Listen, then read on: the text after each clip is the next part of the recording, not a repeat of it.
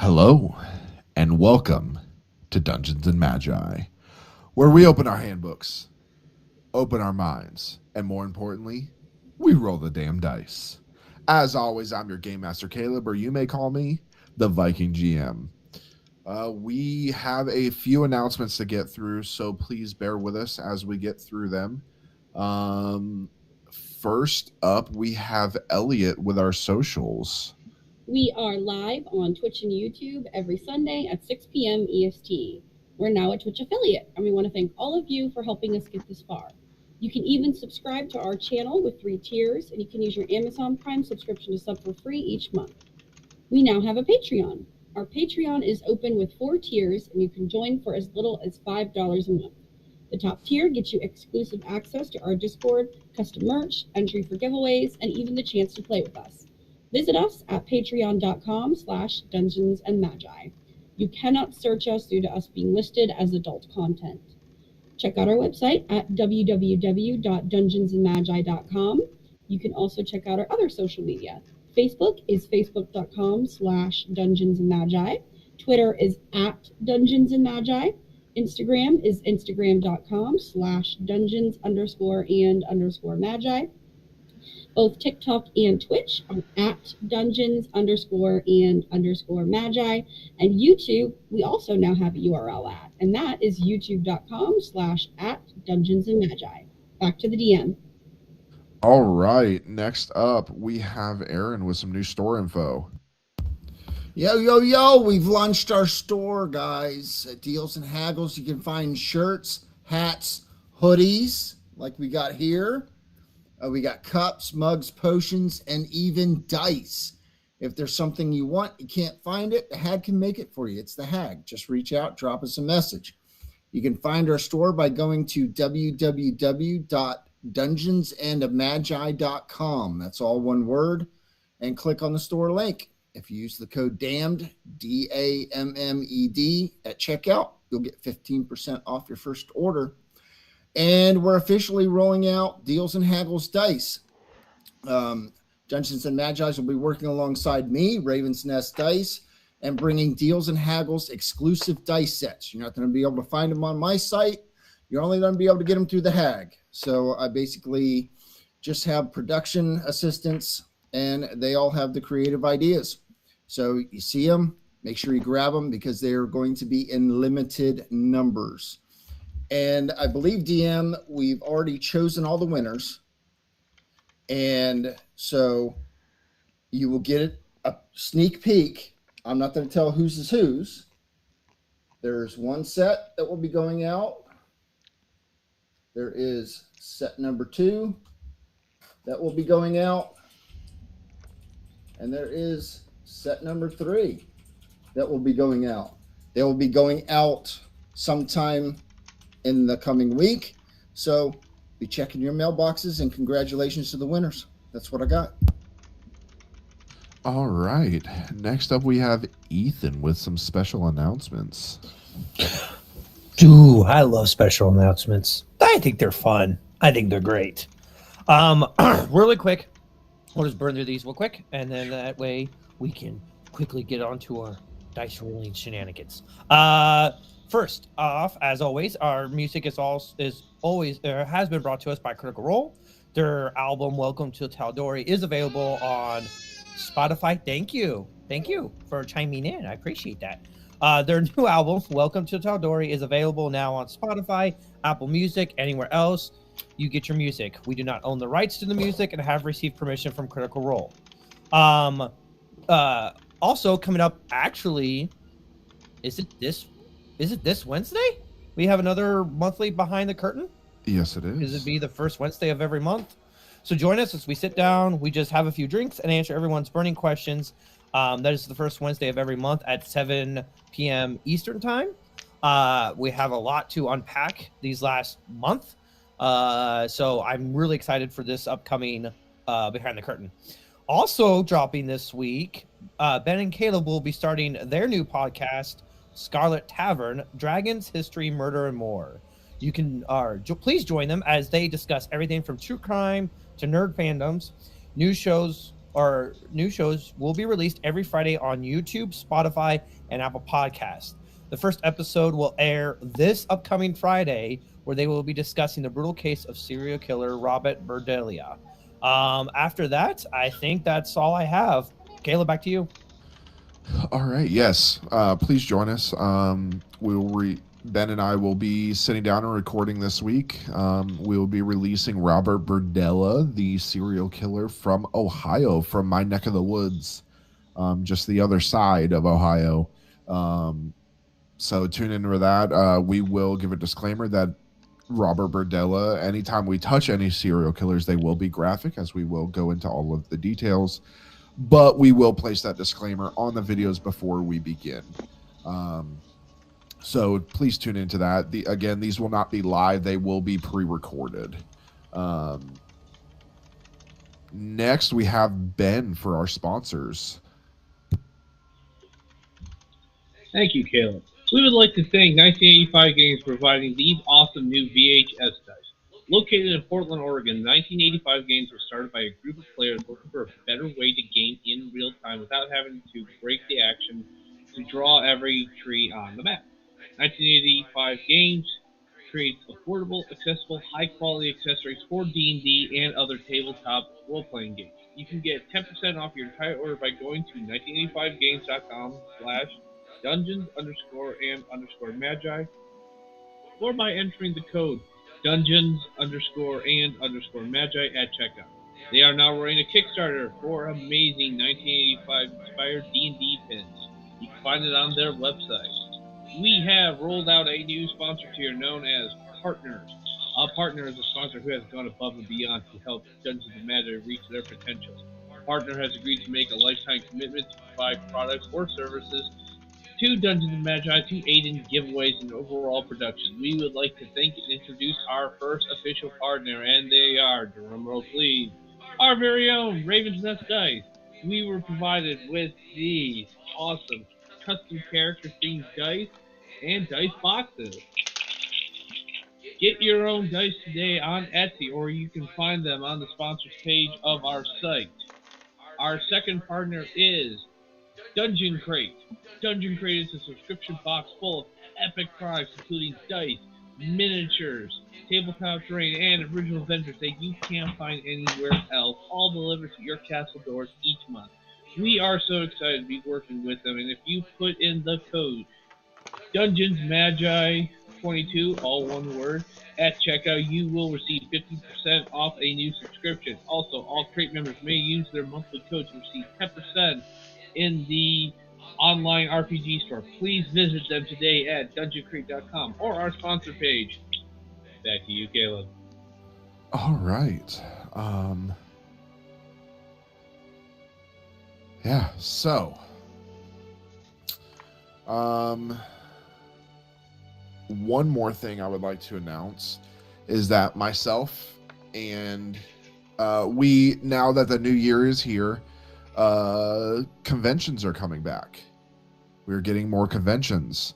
Unfortunately, this year we will not, as a whole, will not be at conventions. We're hoping next year. But I personally, myself, along with Aaron, will both be at Gen Con this year. In August, in Indianapolis. We will be there Saturday.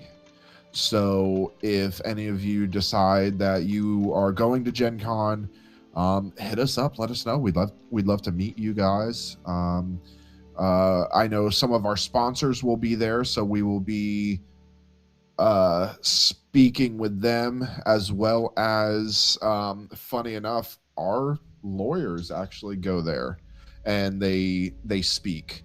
So yeah, so come find us at Gen Con. That's in August.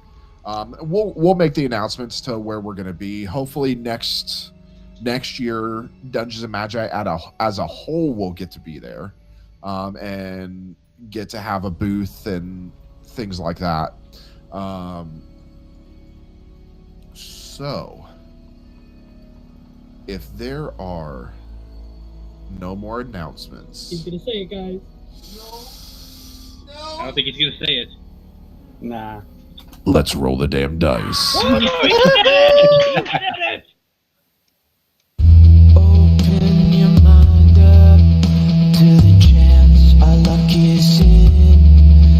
That the battles that await us are battles we can win. We've all got a role to play.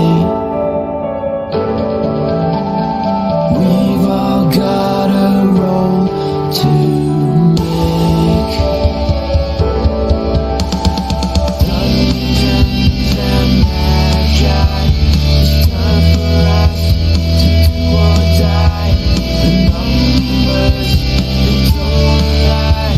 So roll the damn dice, roll the damn dice, roll the damn dice, roll the damn dice. Our handbooks will guide us as the damn stand watching on. The odds are against us, but we've known that all along. We've all got a role to play.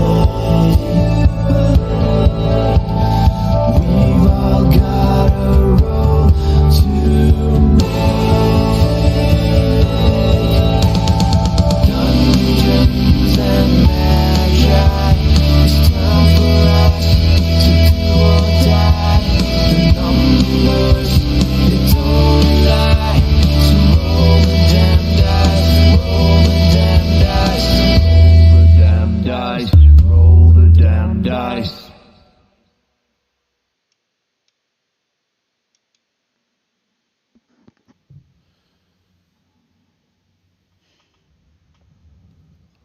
All right. So,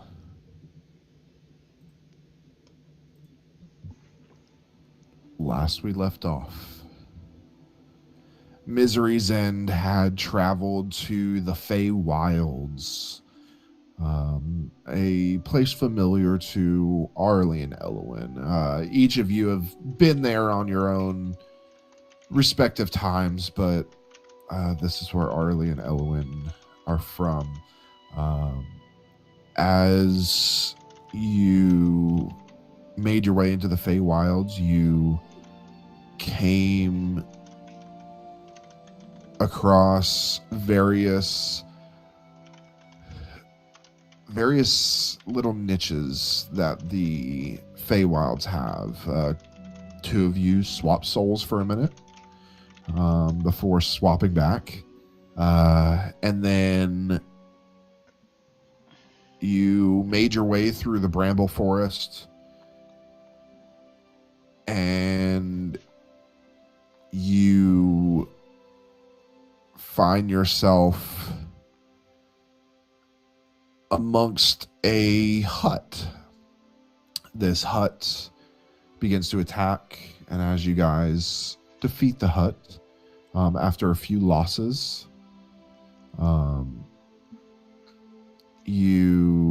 the hut reappears, and Arlie and Elwyn approach and make their way inside. After revealing some useful information, it is then revealed by the Flights of Yi that the family of Arlie is being held by the Bramble Queen. You then were transported into the Bramble Queen's palace, and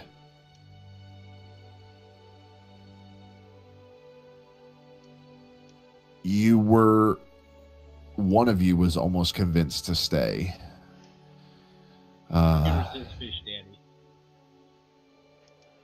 However, a portal was opened. You guys convinced the Bramble Queen to let Arlie's family leave as you made your way through the portal. You then landed in an area that was once the portal room of the keep and is now rubble. Looking around, you found an orb that revealed a message from Charlie speaking about how you guys had been gone for 10 years and the fights happened with Zophos and they were defeated. Zophos destroyed the world. But Charlie, being Charlie, left behind a little gift. And as you all threw caution to the wind, you opened a box that turned into a way to travel through time and space, through dimensions. And you all strapped in. Captain Bakira hit a button, not knowing what she was doing. And you all landed in a unknown area, and as you left, in front of your face traveled a large dinosaur. And that's where we pick up today. So as you all step out, you guys feel the ground rumbling as this large brontosaurus makes its way through. None of you have encountered dinosaurs. As far as you all knew, dinosaurs were extinct. They were all killed off, and there's been no signs of them for the past 100 years. So seeing these dinosaurs kind of,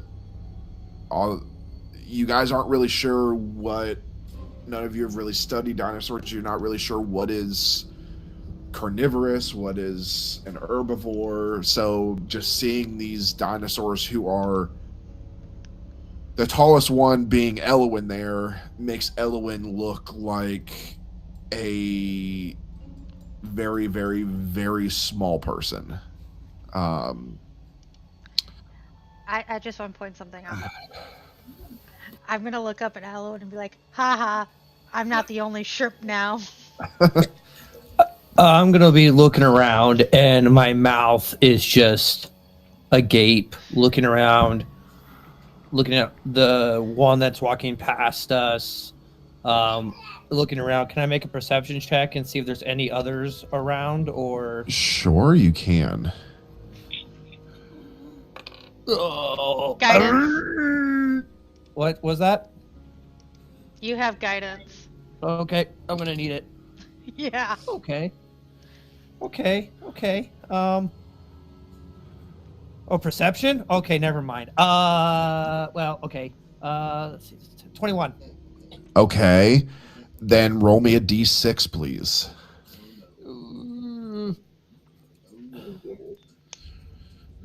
Yeah. A 1.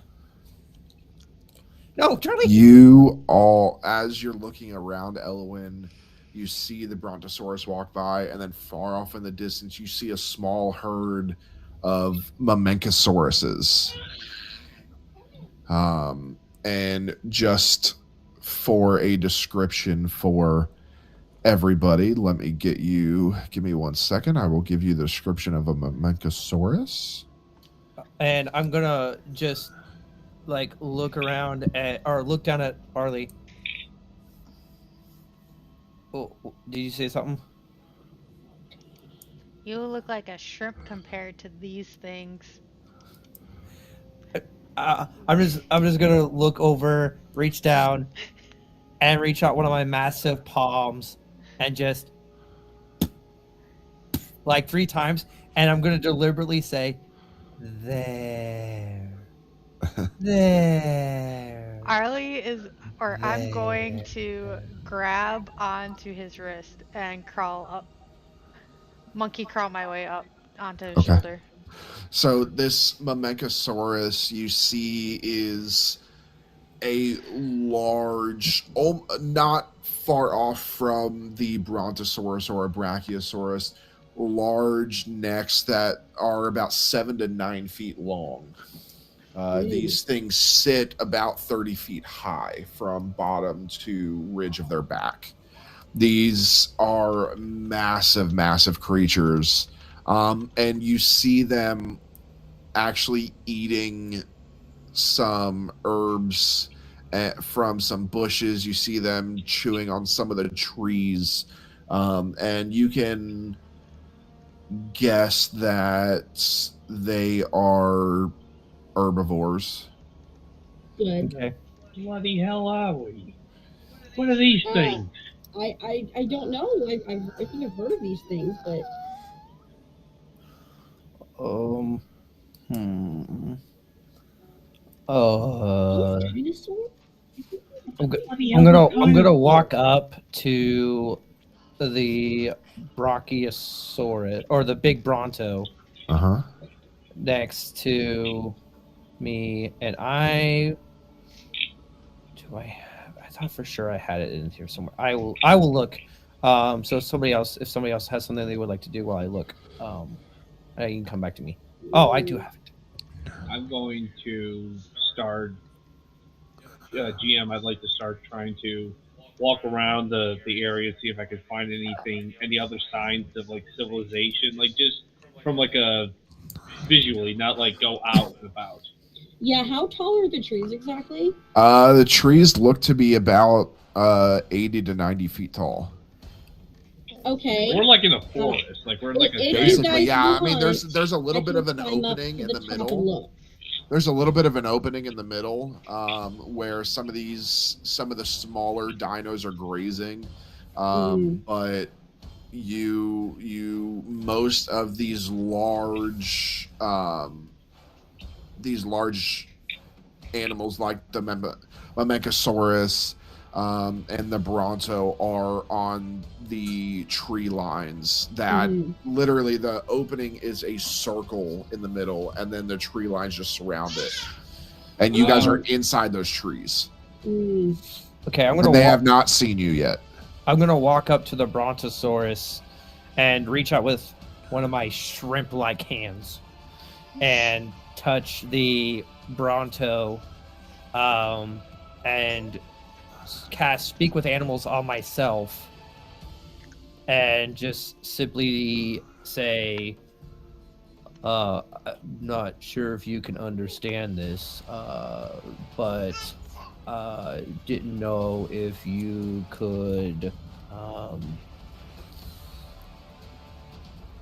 tell us or help us out in some way. Okay, make me an animal handling check. As This is Guidance. a strange creature, and you are strange to it. Okay. Okay. I can. That's a good one. Dirty 20. Okay. So as you touch it and you guys see this little glimmer surround Elwyn as it like shoots up his arm and shimmers. You can tell that it casts something, and as he touches it, the Bronto stops. And the long neck kind of swings around almost like a giraffe does. They swings around and looks behind. And as you ask that, you hear, "Hello, buddy. What can I do for you?" We are new here and have no idea around. We were just looking for maybe like a safe spot for us to kind of hang out for a little while. I was wondering if you could help us out with that, if there was a safe spot where we could hang out, maybe just to stay away from danger, possibly. "Oh, you must be the new additions everyone was talking about." We literally been here for like a few minutes. Like literally like 4 steps for you. How's everybody already talking about us? We've been expecting new additions for a few months now. You were expecting us? I don't know. They didn't tell us, but They just said there were going to be new additions to the herds. Who told you that we would be coming? Oh, well, all the dinos speak, and, well, we can see pretty far, but we didn't see you guys come in. How did you get here? Uh, it's kind of hard to describe, but the best way I can just say is that we flew in from. Oh, so you have wings. I do, but my wings are pretty tired. I can't really fly. You're a weird-looking dinosaur. Yeah, my wife says the same thing. You look pretty shrimpy to me. She also has said that too. You know, kind of have to. We make sacrifices to keep the wives happy. You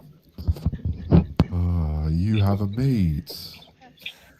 DM, I just have a quick question. Is any of this in English where Arlie can You guys understand nope, this? only Elwin can understand this. This is Okay. speak with animals is only cast on him. Yes, but So can I what are hear we what hearing? Elwin's saying?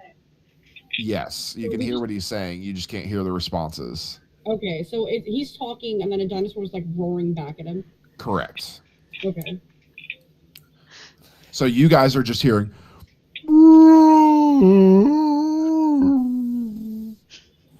Anybody might get what he's saying?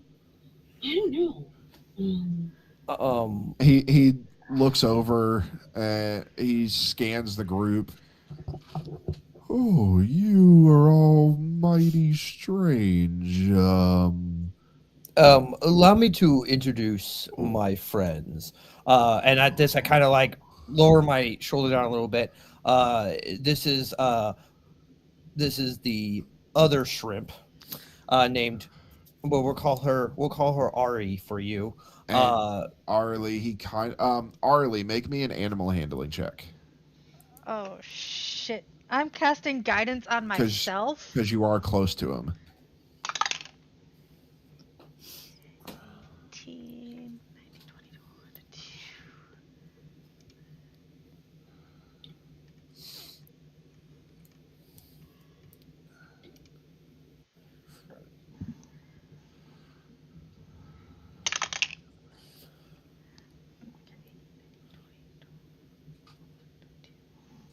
23. Okay.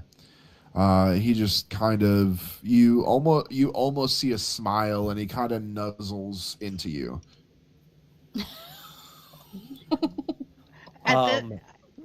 At this point, I'm just like, Oh, kind of like, hi.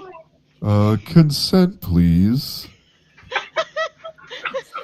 He asks for consent before petting his nose. He's the one that nuzzled me first. I need consent. Hey. It's telling me otherwise. I'm gonna put you on the ground. How I feel like a shrimp. And then it continues to scan the group. And then I'm gonna look over my shoulder. Well, I better have him come up in 2x2s. The fish man, that's Belvis.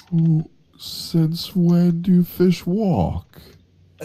Trust me, Elwin, what's That's the ugliest fish I've ever seen.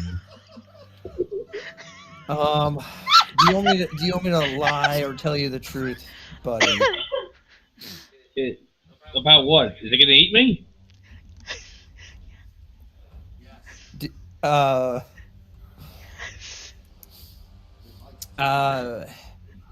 Yes. He says that he has a friend that would love to eat you.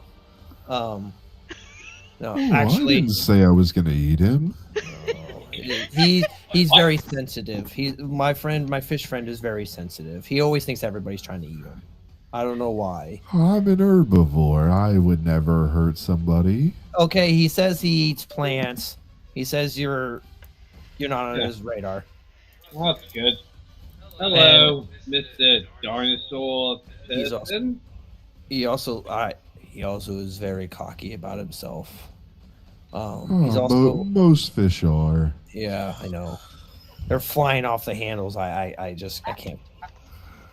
You know. It's very offensive. Mm-hmm. The one standing right close by him, that would be Safi. Oh, she is a horned dinosaur.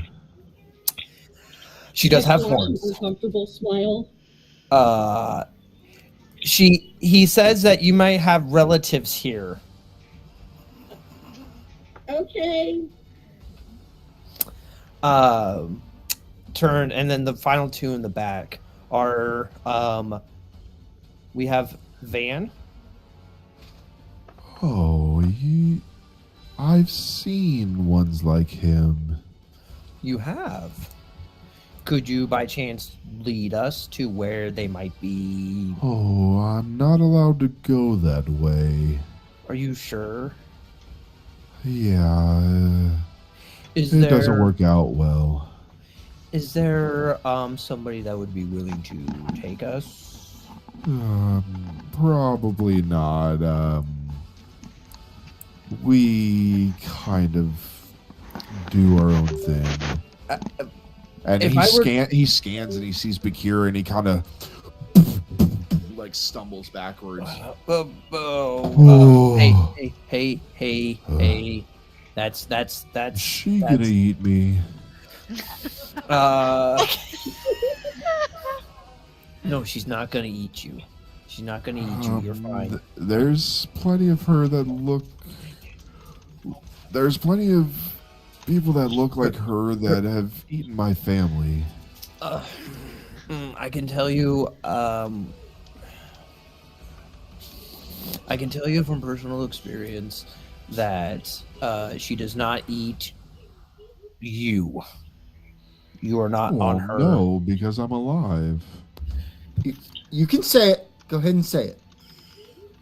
She has a taste for Van.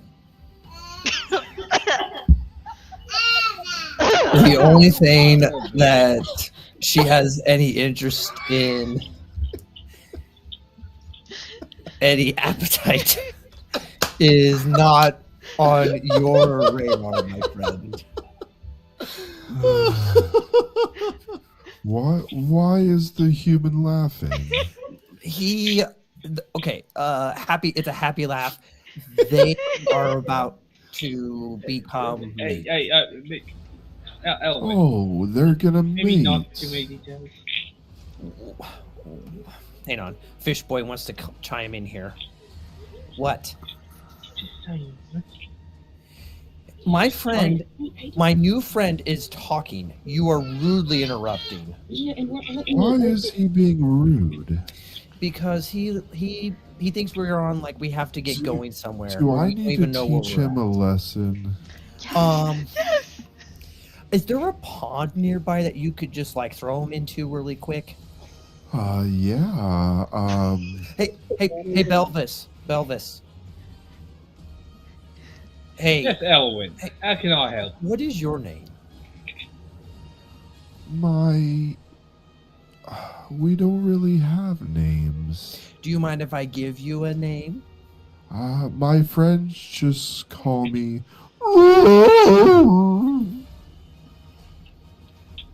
Hey, Belvis. Yes? Roar wants to talk to you over here. Wait, you said his name was wrong? You all can call me. You're telling me Roar over here wants to talk to me. Yes. No, you said it wrong. He's curious, like, how you walk. Can you just walk over here, please? I slowly and suspiciously take a few steps toward Elwyn. But I'm keeping my eye on up there. Arlie is. I'm just trying to hold in the laughter because I know what they were talking about. What Elwyn asked. So you just. I'm trying not for Belvis not to see my face. Belvis, that is a 22 What is it, 22? to hit. I'm gonna scan our surroundings really quick and make sure we're still What's safe. your AC? Hold on. I just picture if this hits. I just picture Safi being like, "Where are we at, also Bellis?" Oh, look, it's a flying fish. Yeah, while this is all happening, I'm definitely sneaking up on her. Yeah, that hit. So the Brontosaurus kind of takes his head and swings his whole neck into Belvis, and Belvis goes flying. I would like to try and activate my armor's wings so I can fly. Since I'm now Okay, airborne. make me a tinkering check. You Hey, just see question. you just see me on the ground rolling around, dying of laughter. What? Check. Hey, What was my modifier I used for that? So, dexterity. Dexterity. Okay. 18. So, you hear.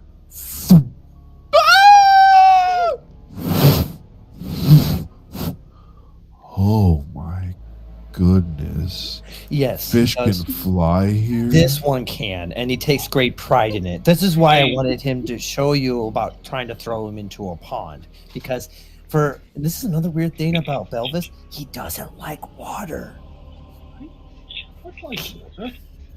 I right myself in the air. I'm like, all right, you want to play? No. I'm gonna cast. I'm gonna cast. I'm gonna hold out. I'm gonna hold out my hand. Hold out to my hand. Belvis, he just wanted to see if fish can actually fly. He meant nothing by it. He just wanted Is to see. he trying to fight me? No, he's a little. No. Should I call my herd? I'm gonna cast Haste after all this. And he begins to. All right. Great. No, Belvis, you know what he just did? He just called his whole family because you were rude. You all hear. Oh, I'm rude. He bloody threw me in the air. Because I he fly- wanted I fly- to see you fly. Okay, guys, let's go. Run. Belvis, behind you, there are 6 Brontosaurus Okay. making their way, and it goes from a slow, and they begin trotting. Oh, God. Oh, hey. All right. I think we need to go. I fly over to roar, and I'm like, all right. I kind of land down, and I'm like, I apologize. I'm fine. No harm done. I'm fine. Is Friends? he talking? He's trying to show you that he means no harm and All, that he wishes all to. I hear is. It's a really weird dialect. Even sometimes I have a hard time understanding it. He just wanted he wanted me to tell you that he wishes you no harm and that he doesn't want to scare your family too. So he's going to behave now. And they Okay. slow down. Okay. Ooh. As what time of day is it, DM? It's from what you can tell, again, this place is heavily wooded, probably mid-afternoon. Okay. I'm gonna go back up to my friend.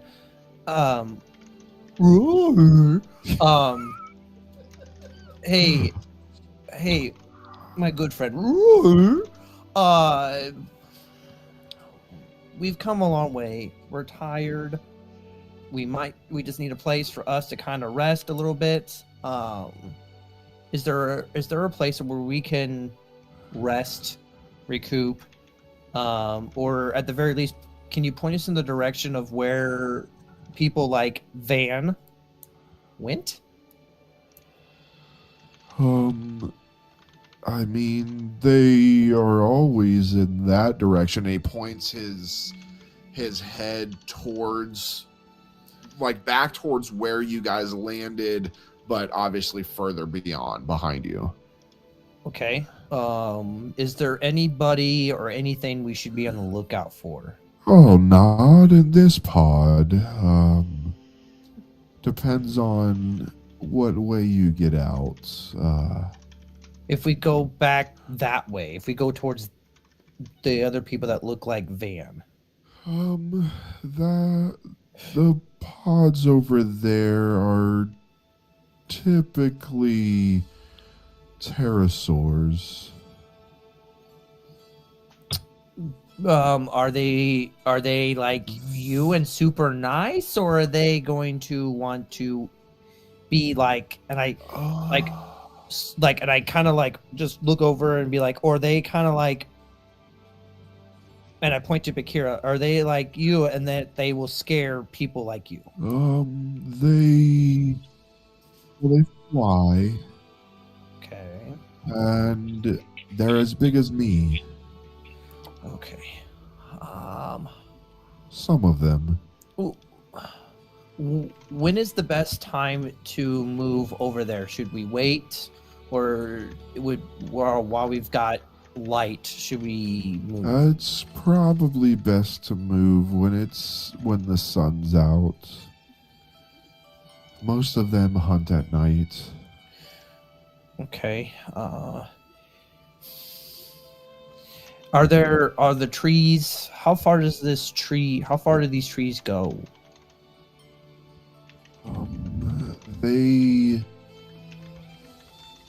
I'm not sure. We only stay within our own pod. Okay. I'm just trying to think of where we should camp up for the night. Our family, we're not from here, and we don't want to be on anybody's menu.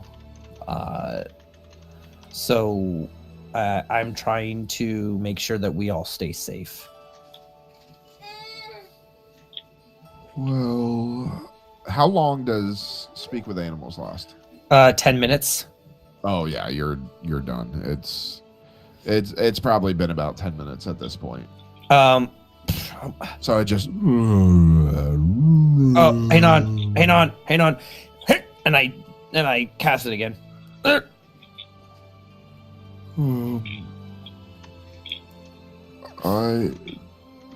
We're not gonna hurt you, so you could rest here, but that's up to you guys. Okay, let me talk to my friends, and then I will be sure to let you know what we decide to do. Okay? I'm gonna go eat now. Go eat, my good friend. Go. And he just walks away. Well, that was It was a lot. I something. didn't understand half of it. That's Wolverine. massive. Okay. Why did it like freak out when it saw me? Because he thinks that you were gonna eat him. I wouldn't be surprised, Captain, if there's more than a few black dragons or just dragons in general out here.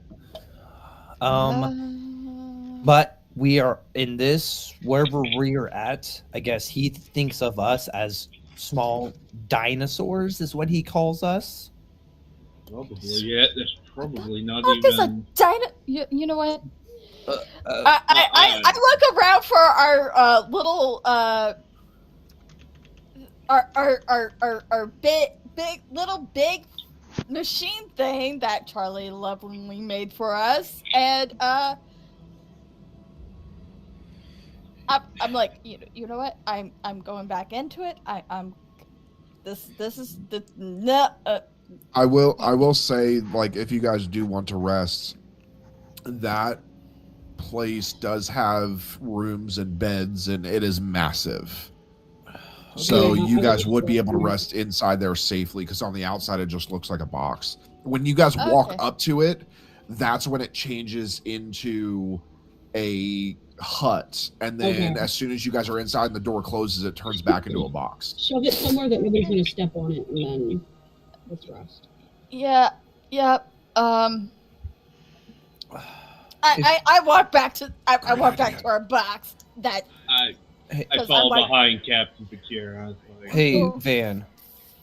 like you visibly see Bakira actually like I climb back. finally having enough of bullshit, and it's just like, this is fucking bullshit. This is fucking bullshit. Where the fuck are we? Hey, You hey, just see me climb up Elowen's back. Like, nope, I am not getting down this time. Van. Yeah. He said there's people like you here. No. Like He was specifically said people like me. people that look like you. Um, I don't know if that meant like Could be Like- rogue. wearing the robes, or the armor, like what you're wearing, or if he was Or just referring to like human. humans in general. I mean, he called Safi, he called her like she's got family around here in the form of like because of her horns. Okay. Gotta love being compared to beasts. Did he happen to say that these were like, hey, yo, cool, let's come and party? Or, oh, look, a big dinosaur. We want to stab you to death and turn you into steaks. He says he has seen them. They typically kind of, I guess they kind of keep their distance because he didn't seem too worried about them. He was more scared of Bakira than he was of anybody else. Okay. All right. Well, that's good to remember.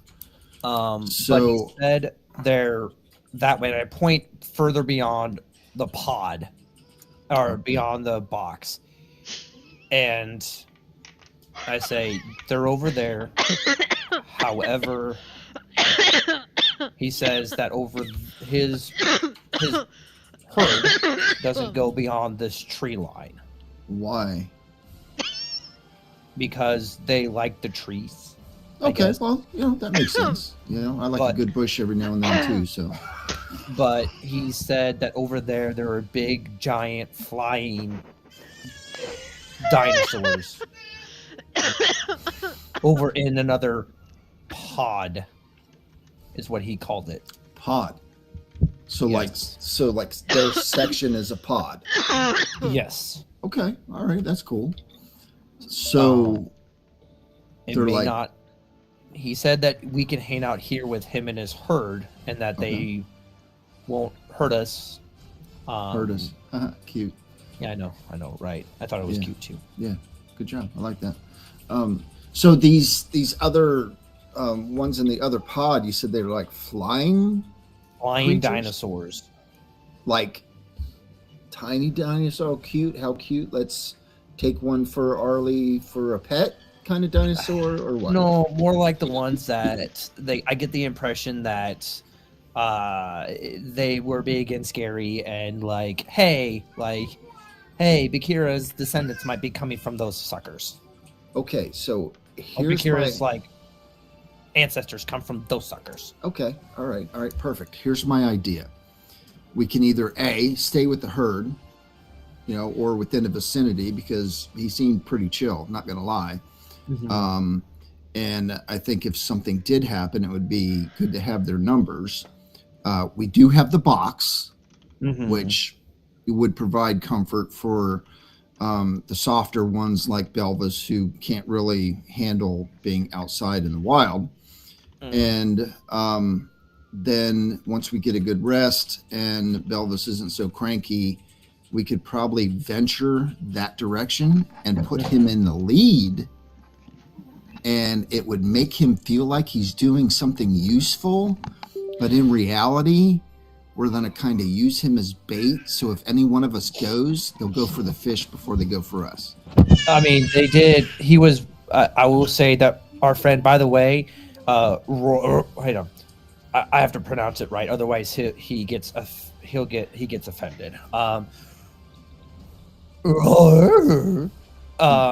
That was close. That was close. I think it's close. It's really hard when trying to speak with him and get sure.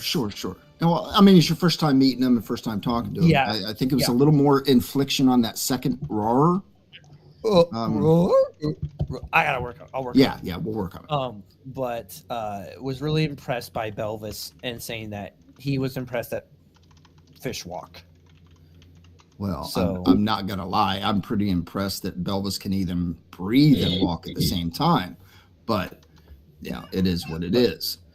So but I think you're on the right track. I think our best thing. It's mid-afternoon now. Okay.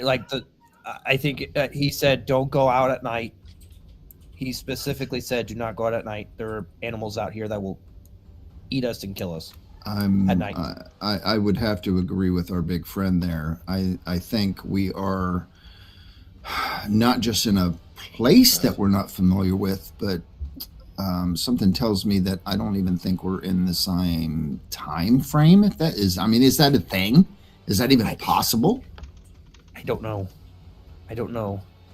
I mean, we are talking about Charlie, so I wouldn't. What we should do is use the rest of today to investigate what exactly this box is. Okay.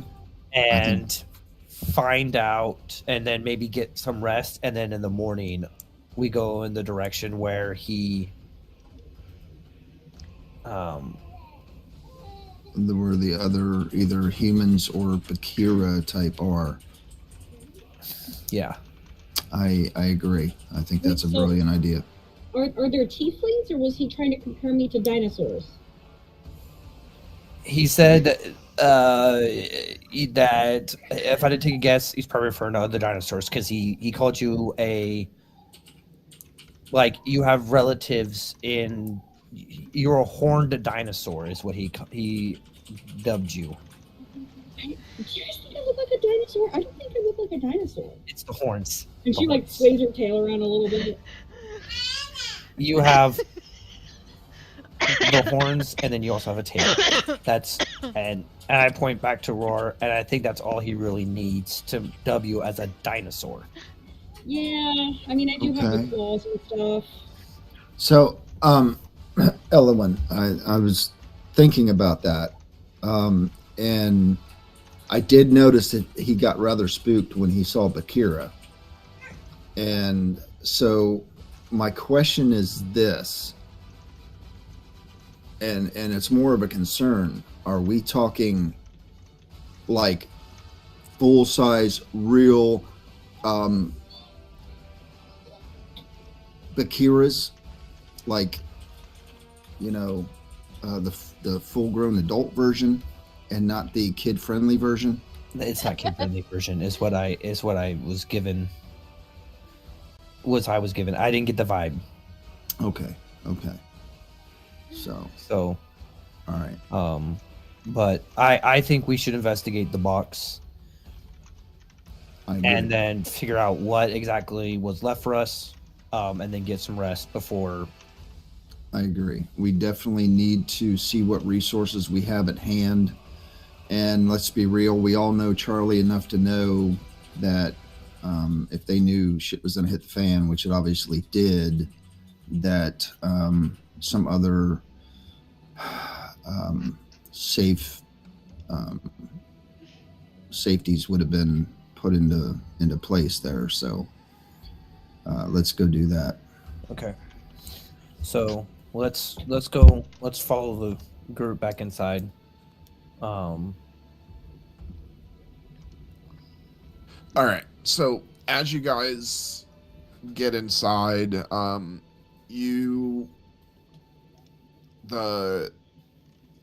hut on the inside at the very beginning looks more like the deck of a ship, but not a airship like you're used to. It looks more like, you guys have never seen a spaceship, but out of character, it would look like almost like a spaceship. But there is actually, if you go further back, and I'm not going to make you guys roll perception for this because you would find this, but as you go further back, there is a large hole that has a ladder that goes down. And I'll say you guys go through there as you're exploring. All of you begin to explore together as a whole. You guys all go down that ladder, and down there is, it's almost a miniature version of the keep. There is a tavern. There are rooms assigned to each of you. They are code locked like on the airship. So they are locked with your DNA, and stuff like that. And as you guys go into each of your rooms, Belvis, you do see the painting of the benefactor in that room. I go to the painting and try to take it off the wall so I can throw it outside. And it shimmers when you try and grab it. Bloody hell! And as you did that, it kind of twitched, and you see, like almost written in graffiti, like as "Ha ha, love Charlie." Oh, Charlie! Always. But you do see, Belvis, you do see in your room pictures of your kids in picture frames. One of them has your daughter and Charlie next to each other smiling. And it kind of hits you that back home they're dead. They're gone.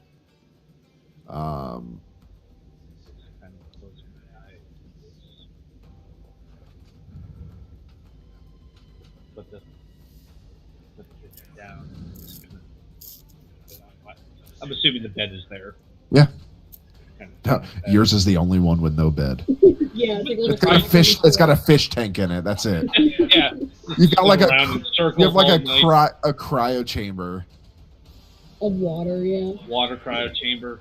Like those submersion chambers where you lay in it and you get rid of like reality for a minute. Yeah. No, Belvis, you do have a bed in there. It's a water bed. You lay on there and just. I just kind of sit there and just close my eyes and just trying to not fall into despair. And I kind of just say to myself, patron, just try to see this through. Help me get my family back. Safi, as you walk into your room, you see there are various weapons up there, the weapons of a barbarian. There is a large bed that would fit your size. There are pictures of your parents, and then a picture of your parents and you as a child. And then there is a picture of the original party before you became Misery's End, and you were standing right next to Cinch. I'm gonna pick up the picture frame of me and my parents when I was younger. Okay. And I'm just gonna stare at it.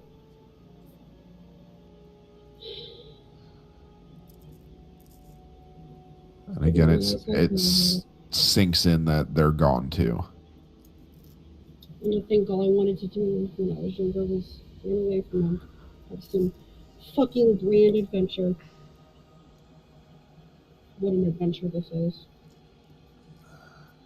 And I'm gonna put the picture frame down and put my fist through the wall. Okay.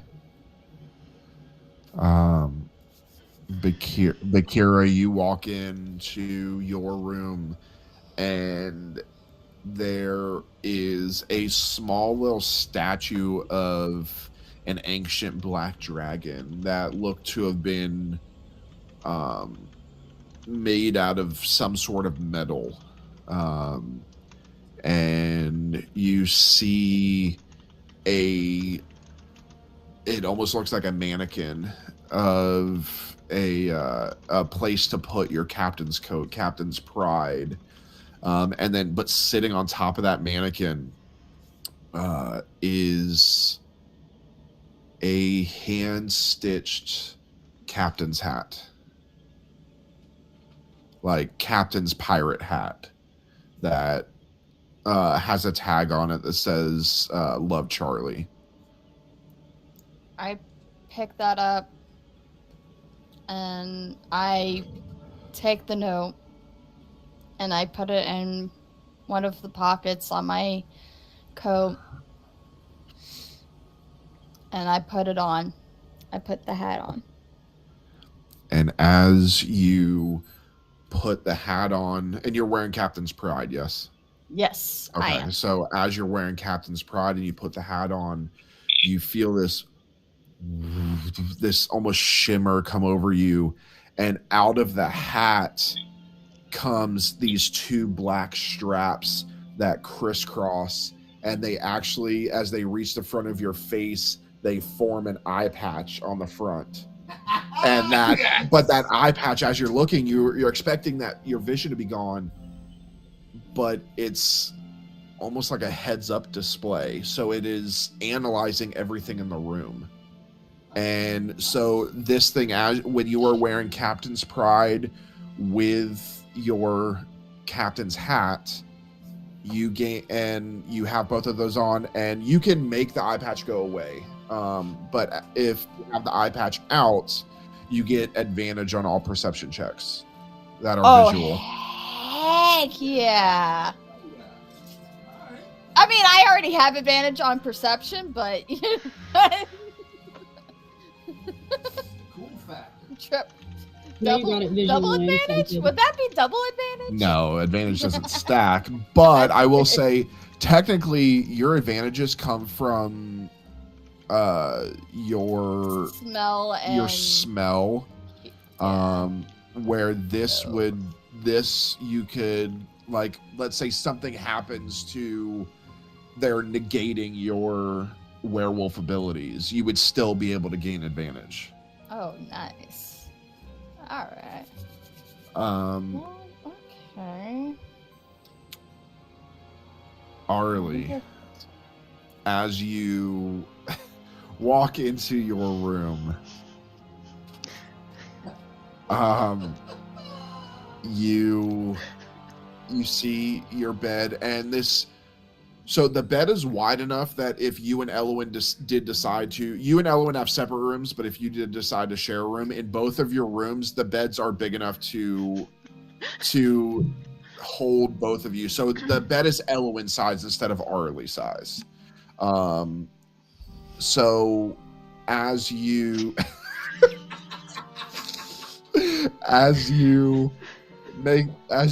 walk inside, you see a large bed, and then you see a large picture frame of each of your children. And your children in the picture, as you look at it and you kind of turn away for a second, you swear that the eyes blink in the picture. I'm gonna go up and inspect, like, check out the pictures to see if there's anything odd about them. Okay. Because I know that pictures don't do that. So you look at the picture, and as you pick it up and you begin to look, you hear, "Hi, Mommy." As your daughter begins to talk. And you get that from this, it begins to talk some more, and it looks like it's pre-recorded. So it's not physically talking to you, but as you touch it, it will talk. So as you picked it up, hi, mommy. I love you, mommy. I miss you, mommy. And as you set it down, it stops. So every time you pick it up, it will play that message over.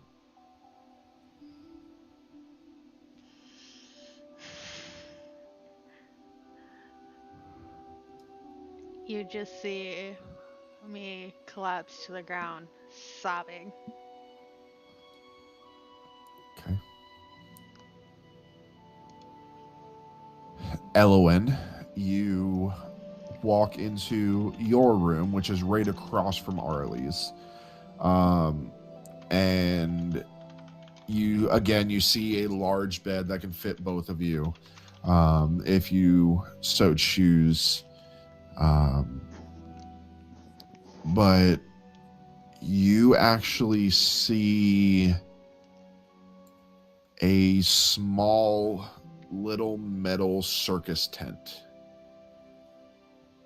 And this circus tent looks exactly like the circus tent that you first met Misery's End at, manning the booth out front when you were spying on them for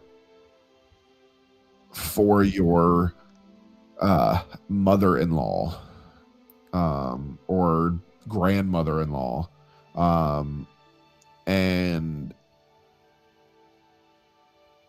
as you grab the tent, it's like those typical, like, the Barnum tents, the red and white stripes, and there's actually like the flaps are opened, so there is a hole in there, but it's dark. But as you pick it up, you begin to see lights shining, and you hear like roars of lions, and all these amazing effects are coming out of this small little tent. And as soon as you set it down, it goes away. I'm gonna pick up the tent a few times. I'll pick it up and drop it down and pick it up and kind of look at it, kind of twirl it around.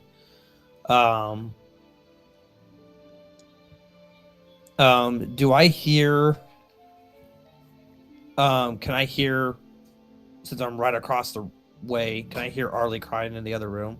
You cannot. The rooms are actually soundproof. Okay. That's probably a good thing. Yeah, very good thing. I'm going to. Scary children would be good to know tonight. I'm gonna close my door. Okay. And I'm gonna go climb up into the bed holding the tents, and I'm going to fall asleep looking at it. Okay. So as Elowen's in there pitching a tent, Van, you walk into your room and you see there is a pile of bones in the corner. I'm kidding. You see that there is a raven sitting on a pedestal, and you just casually walk by and you hear like feathers ruffling, and as you look, the raven's actually alive. And as you look and you begin to look into the eyes of the raven, I need you to make a wisdom check for me.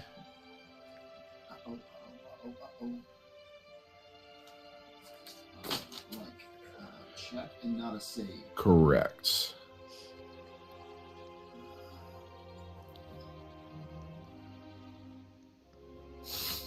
That is a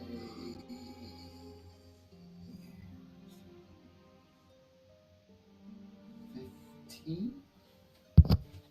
Okay. So as you look into the eyes of the raven, you begin to sway like you're dazed, and then your eyes glaze over as you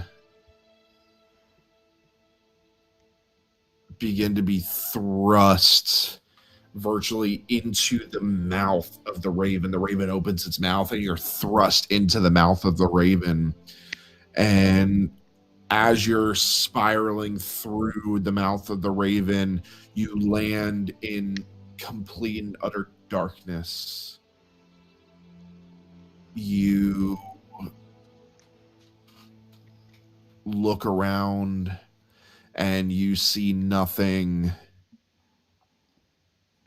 until there is a small little glint of light off in the distance.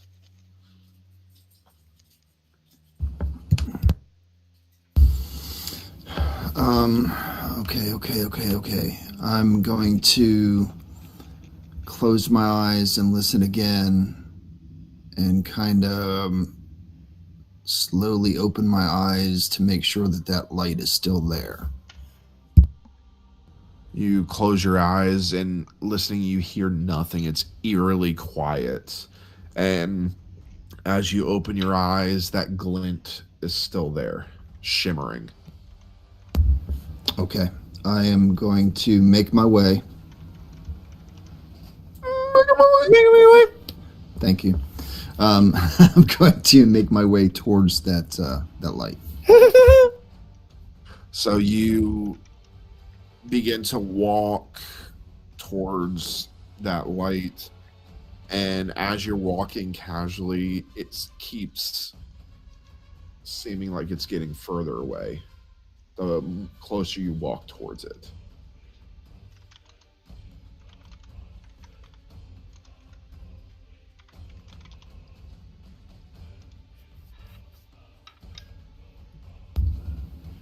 Okay. I will stop. I will turn around and I will walk deeper into the darkness. Okay. As you walk deeper into the darkness, away from the lights, you feel like you're walking forever. And suddenly, the darkness begins to turn to light. It begins to turn yellow as you begin walking through, and finally you reach a point where you take your last step and it is white, and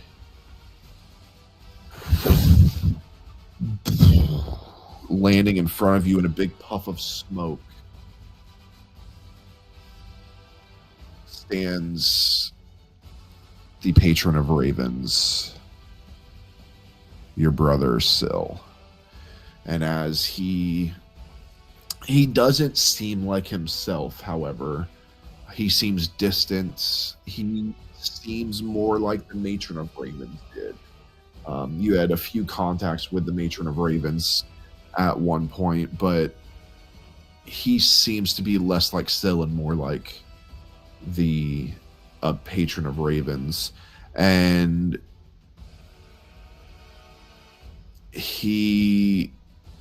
it's not even his face that you see.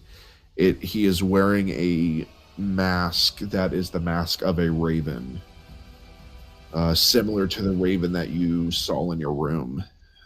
And he just stands there, wings furled, and he's just staring at you. When I see him land, I will bow my head and drop to one knee and pay homage to, first of all, my patron, and look up as I ask him, brother, are you okay? You don't seem yourself. What happened? We were only gone a day.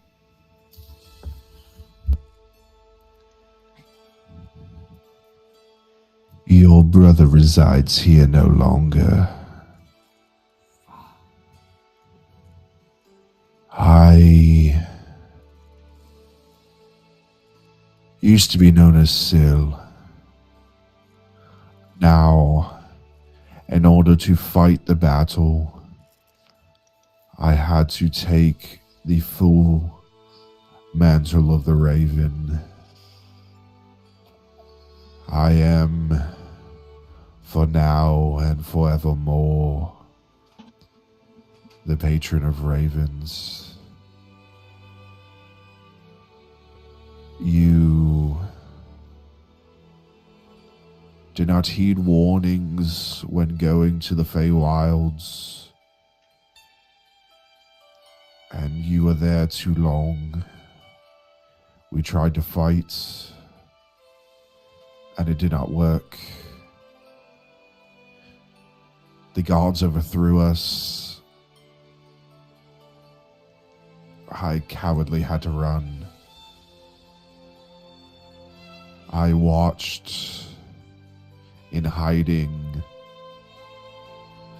as each of your friends died one by one at the hand of Zophos. Charlie was the last to go. She fought as hard as she could, but even her inventions did not stand a chance without all of you.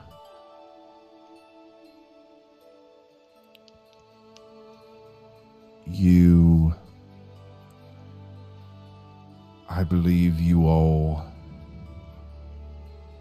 have a part to play in either ending Zophos or bringing him about.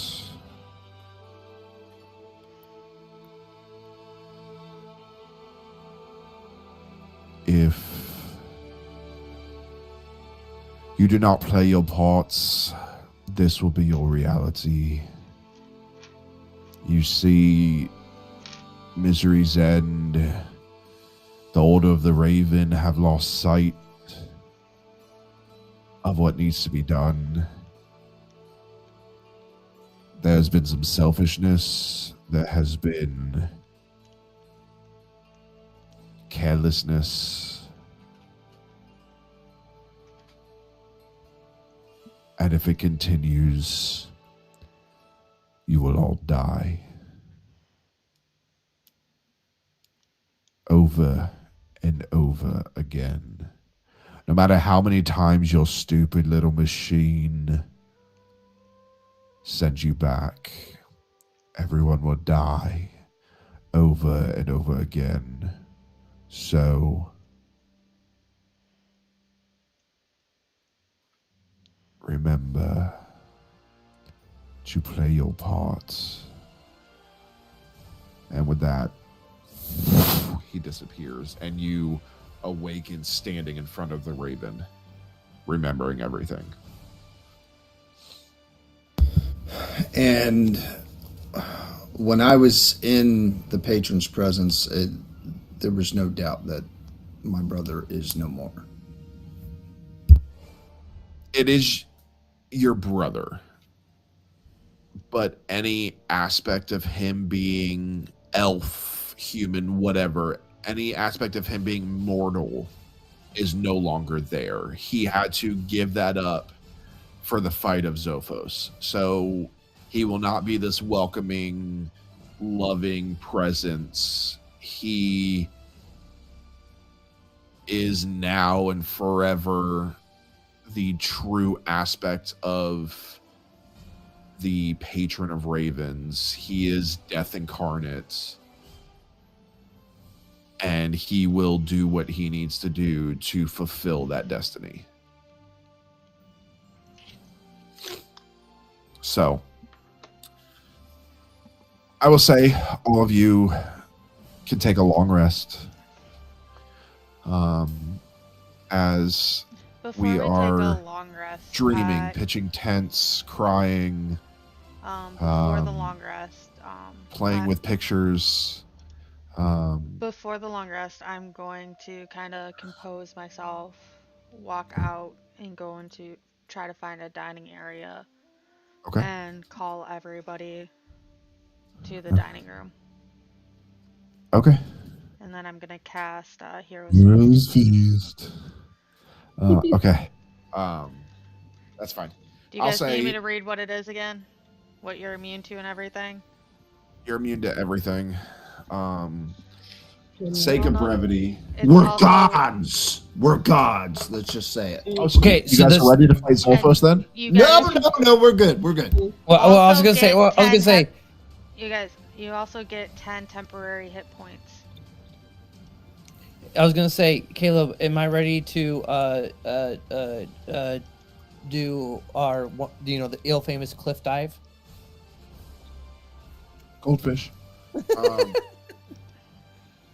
I will say, for sake of brevity, everybody eats.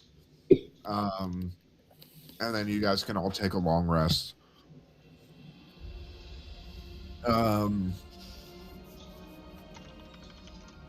You guys can awaken, you can eat breakfast, you can do all of that. There is plenty to be able to cook and all of that.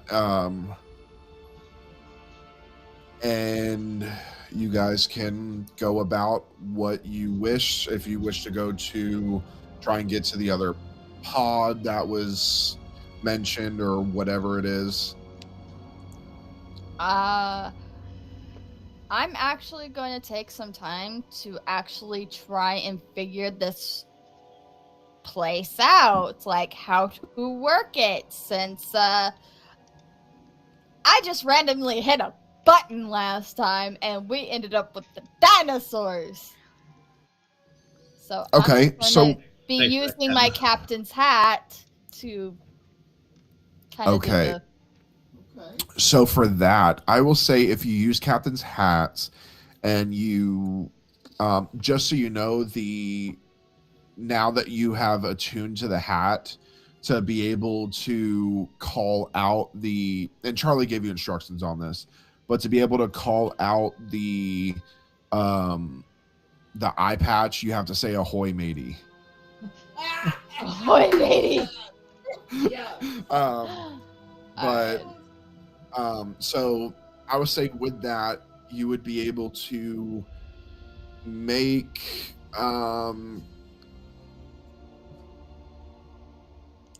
an intelligence check with advantage. Intelligence check with advantage. Okay, so that is plus 3 on intelligence.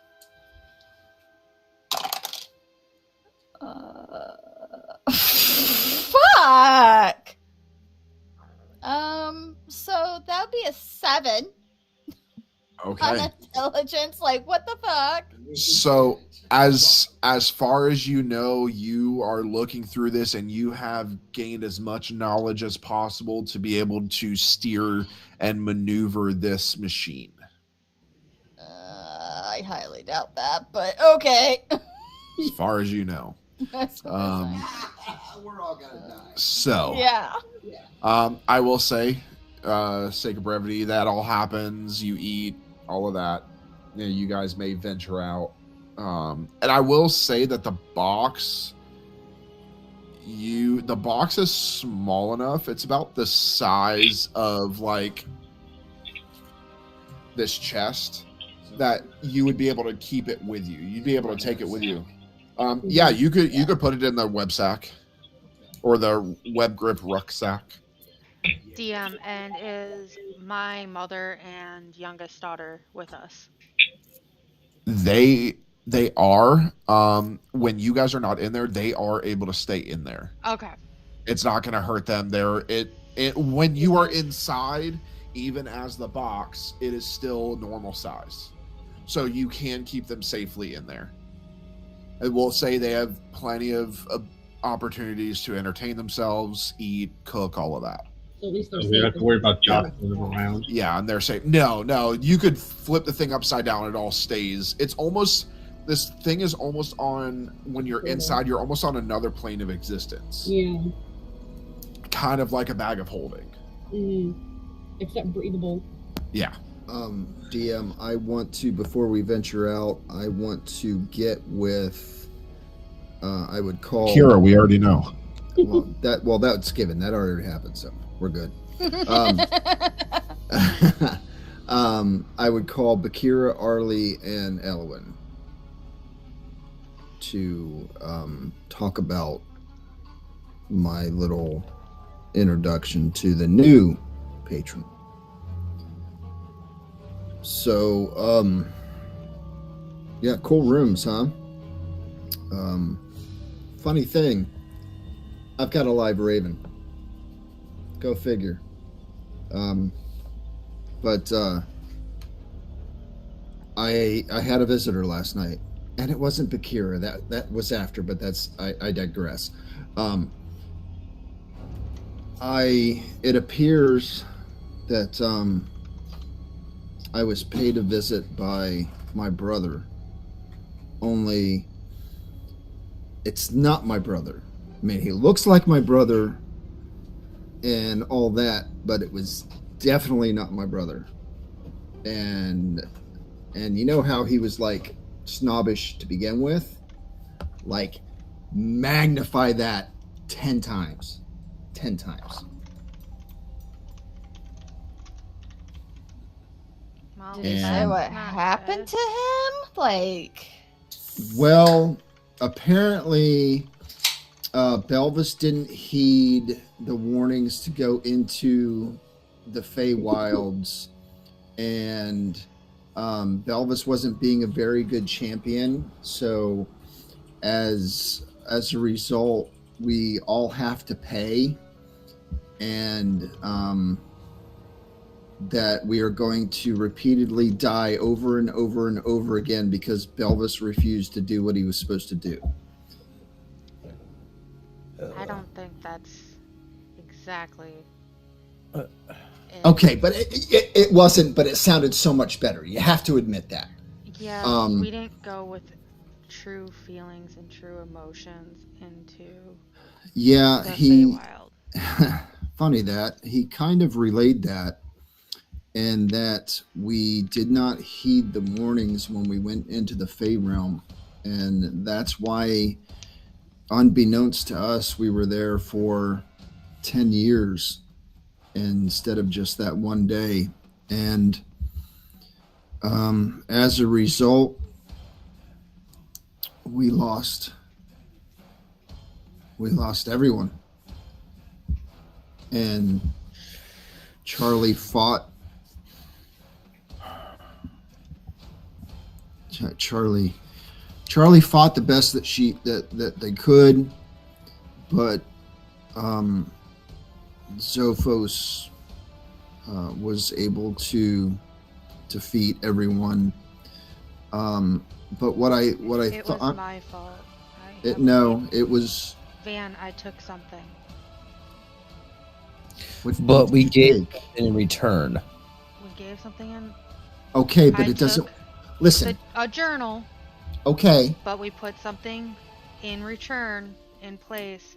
I figured See, there's important information of how to defeat Oh, Zophos. oh, listen, I'm In not that journal. condemning it because, I'm all about the whole taking thing and It was the hag's house that we fought. So I assumed okay. that it would be okay as long as we put something of value in Okay. place of it. Also, I didn't want this book to fall in the wrong hands because it gives us information of how to defeat Zophos. Well, I sure hope so, because Essentially, we have to get all the gods on our side. yeah, funny that. I will, before we They're head out, I will try and see if I can get in contact Arlie. with my patron. Arlie still ran. They're dead. They're dead. I know. He ran because Zophos killed everybody. And all right, so look, we can't change what we did. What's done is done. So be it. Hopefully the book pays off. But what concerned me was the fact that he emphasized over and over that all of us had lost sight of what we were supposed to do, that all of us weren't playing our role. And he repeated that multiple times. So I don't know. Maybe all of us need to do a reality check and make sure that we're doing what we're supposed to do. I don't know. I haven't figured that part out yet. But I just thought it was like odd. Maybe that has to do with what he meant about us not being true to ourselves when we went into the Feywilds. It may be. Maybe it's nothing to do with the book, it's to do with that we're not true to ourselves. That's possible.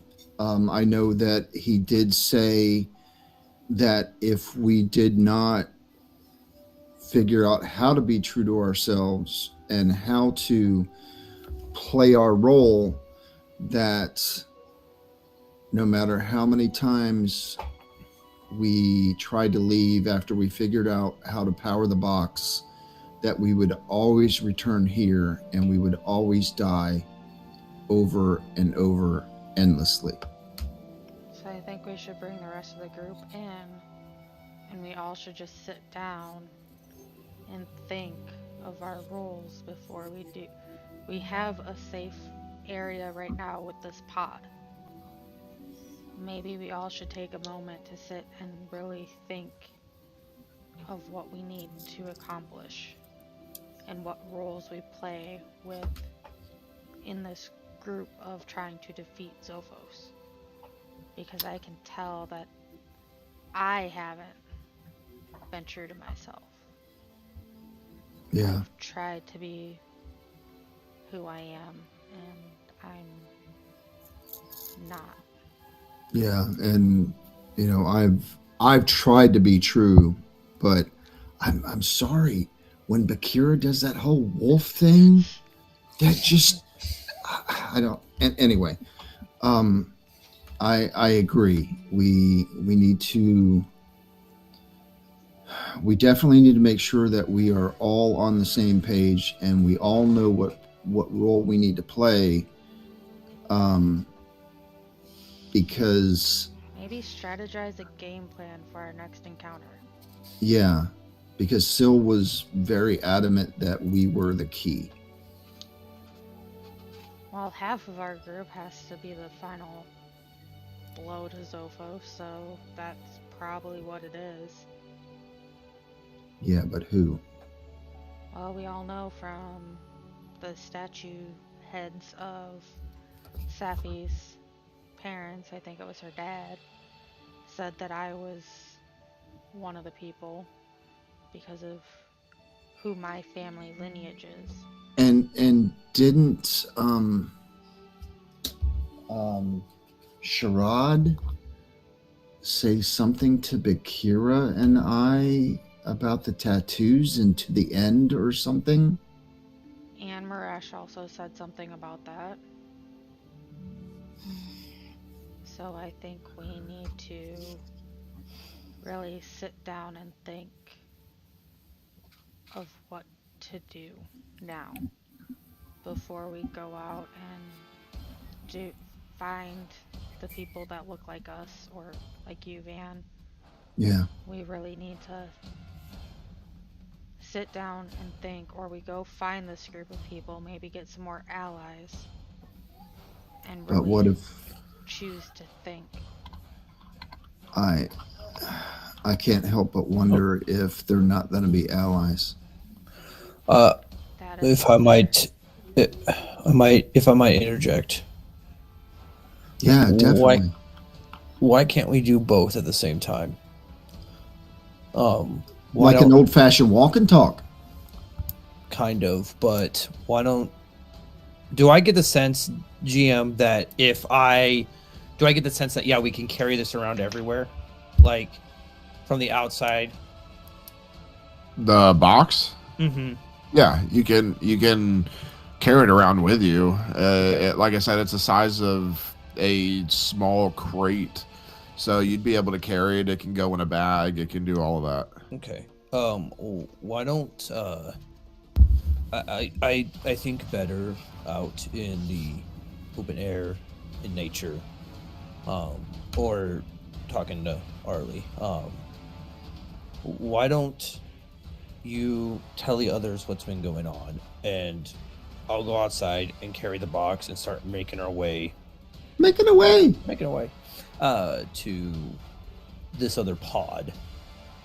After all, one can easily hide, whereas a group will easily be spotted. And then, if I need anything, I'll let you guys know.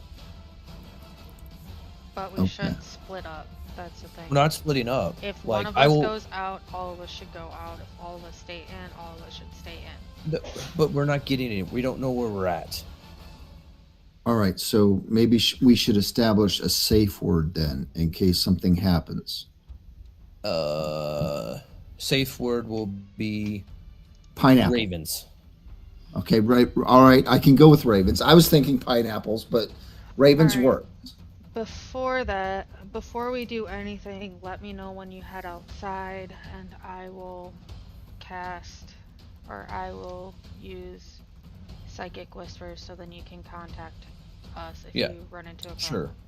Sure. Perfect. Get the other two, and I'm gonna go ahead and head outside. You guys can kind of let them know. Alright, I'm gonna before he walks outside, I'm gonna cast Psychic Whispers. Because Okay. I need to see him. Okay. I So need to roll a d6. Okay, it's good for 4 hours. okay.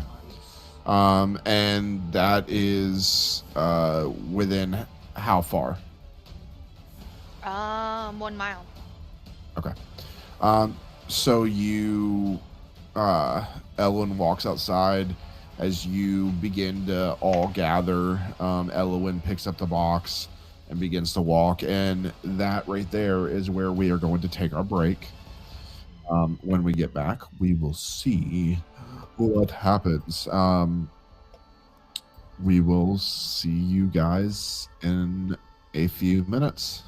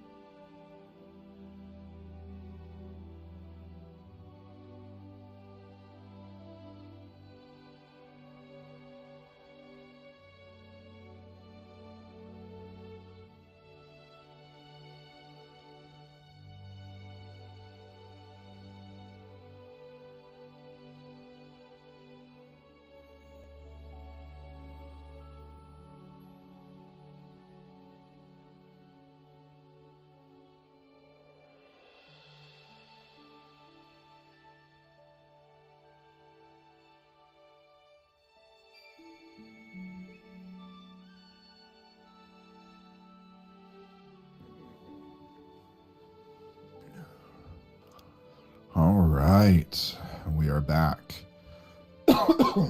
So, as Elwyn exits the box, it shrinks down to a box, and Elwyn, you're able to take it. And the rest of you inside are able to gather, and I'll say you can start explaining things as Elwyn begins to explore. Elwyn, what would you like to do? Can quick look around. Is our Brontosaurus friend still hanging around? No, they've all ventured elsewhere. Okay. I'm gonna head before I pick up the box. I want to make sure I'm looking in the right direction where he pointed to me the other day before picking up the box, and kind of slowly creep out, like kind of moving in between trees, kind of peeking around, but like taking my time, making my way through the trees. Okay. Give me a nature check. You think with me being a druid, I would have, perception in nature? Yeah, but you're not a nature druid. That is true. 15? Circle of the moon. Okay. So you begin to move through the forest and the woods in the best direction that you can. And by the way, you do have the psychic link to Arlie. You know that Arlie links psychically to you. And as you begin moving through the woods, you come up to just a little glimmer of it. Actually, give me an Arcana check. An Arcana? Yeah. Yeah. Okay. Hold on 1 second. 17. Okay. So as you're walking through, you come up to the end of the trees, and you see this little shimmer that is going from the soil as high up as you can see. Is there a rock or something nearby that I can pick up? Make an investigation check. I can tell you right now, that's not always going to work. Investigation? 14? Yeah, you find a rock, a small pebble. I take the pebble and I just huck it up against that shimmer and see what happens. And it bounces off. Oh, great.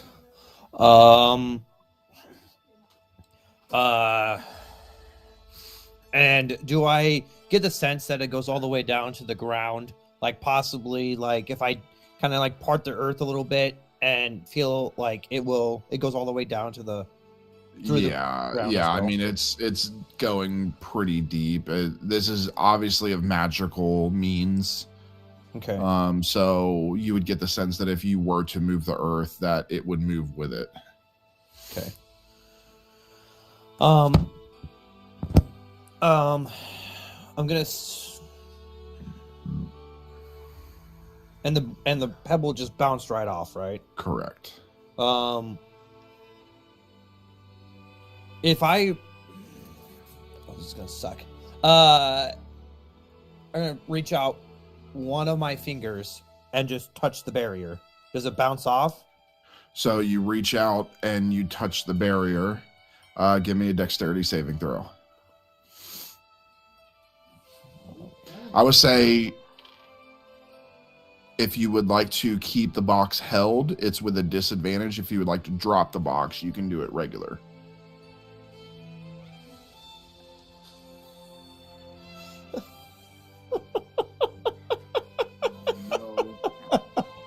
So I would assume that I'm holding the box.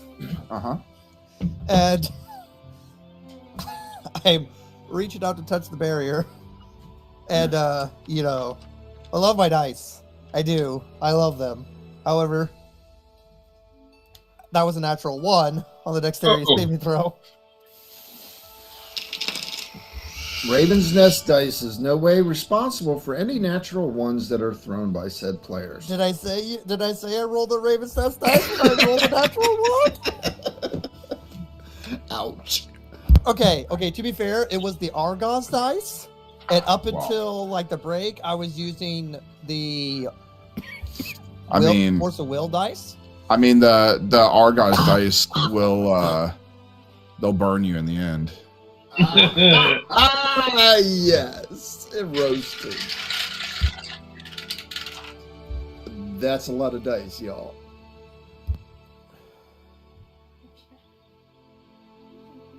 You take 19 points of lightning damage Okay. as you reach out. It's almost like an electric fence, a magical electric fence. Okay. Hang on. Do we feel this being in the box? Nope. Oh. Yes, you all take 16 points of. I'm kidding. I'm like, Actually, you guys are in the box and it's conductive, so you take 32 points. You all die. Like instinctively after getting shocked, just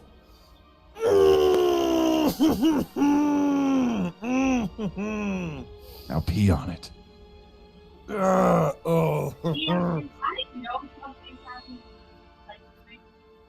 No.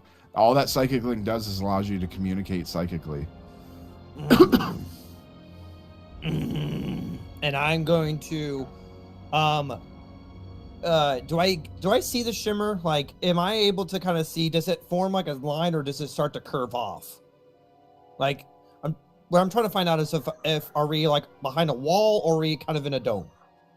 So from what you can tell, there is a straight line on either side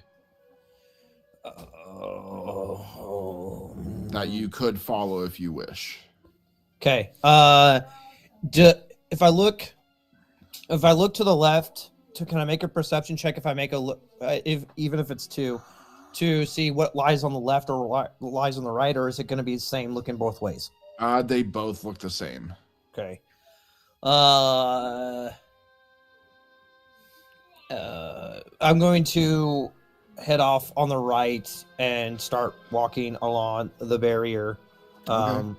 At this point, I have my quarterstaff out and kind of like every, if I feel like the shimmer, okay, I'm just going to follow that line.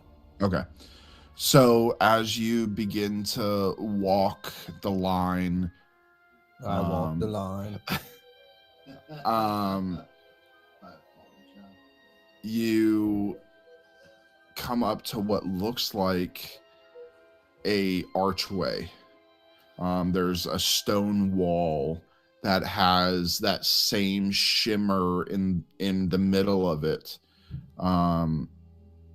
Make an investigation check or a perception check. One of the two. Well, I'm going to go with perception.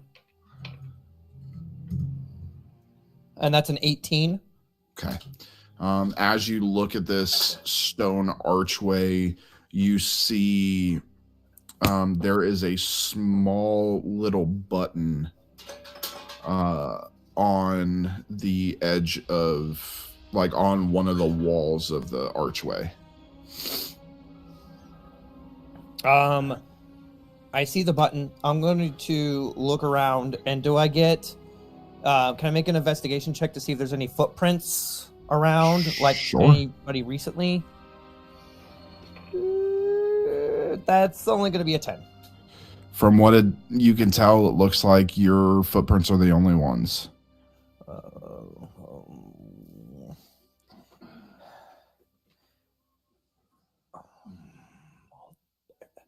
Oh, this is going to suck.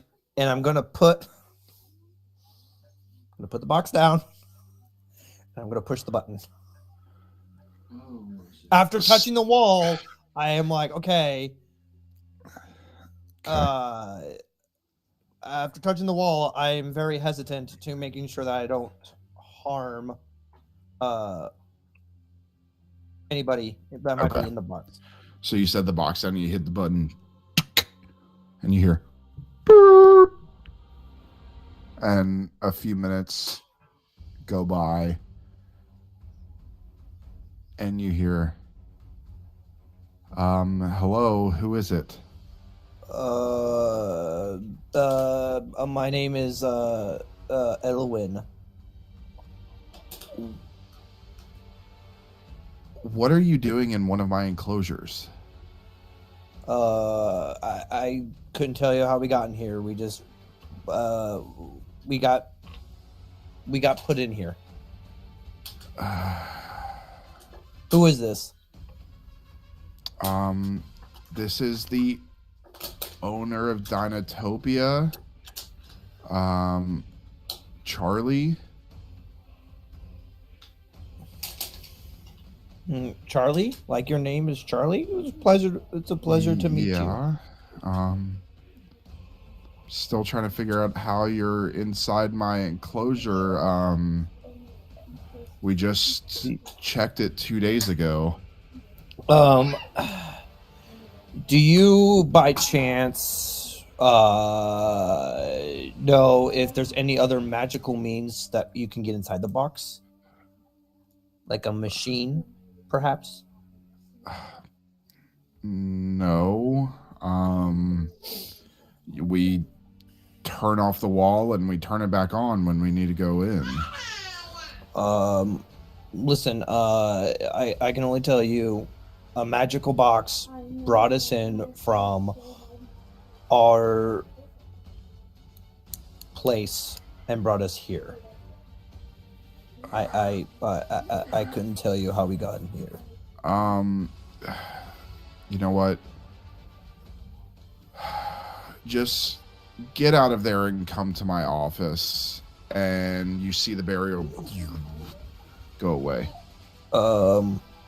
Okay, I'm gonna reach down and pick up the box, and then walk in through the door. Okay, you walk through, and then the barrier comes back up, and you all of a sudden hear.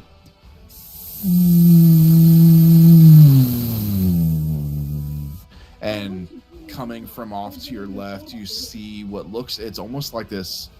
You have not seen anything like this. It's looks like a wagon. It looks like a wagon, but it's floating, and it stops.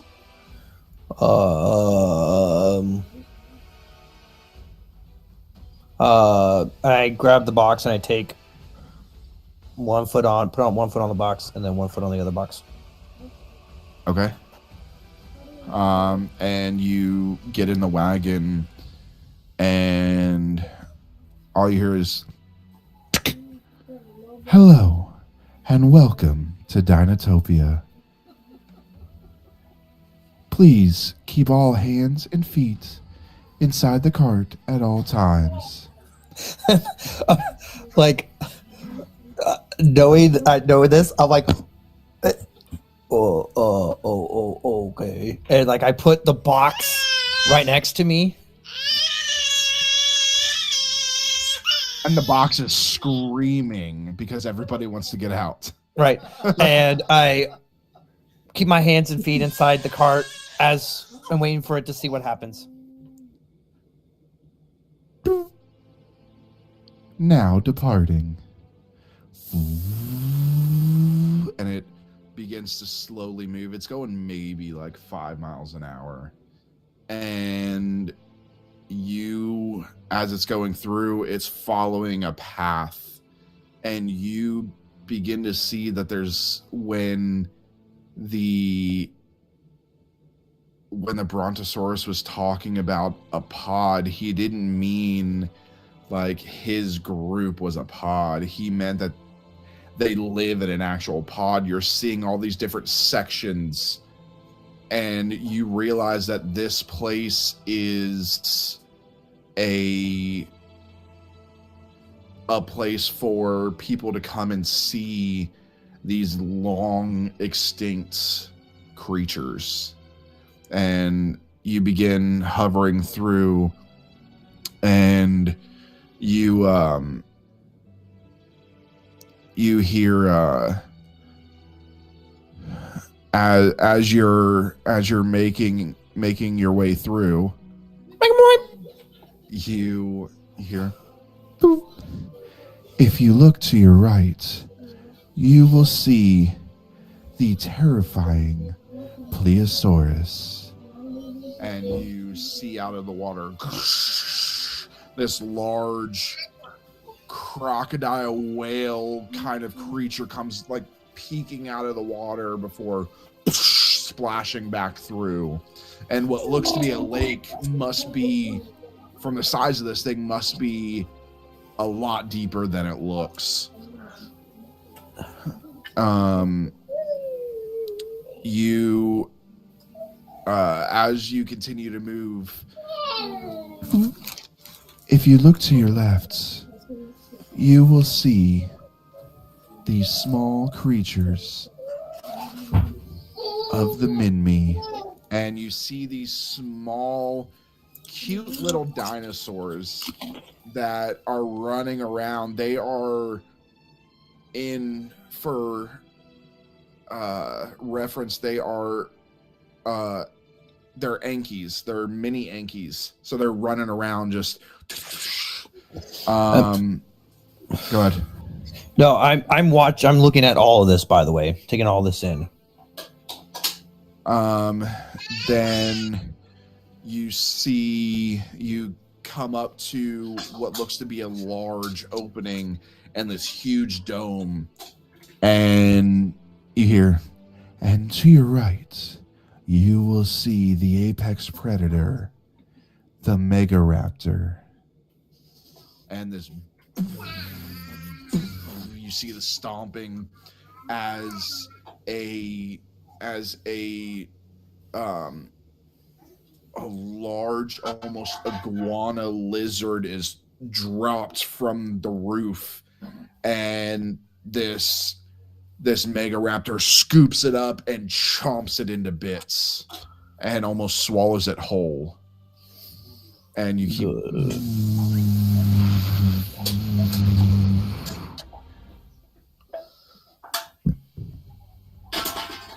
you will find the next creature is the Triceratosaurus.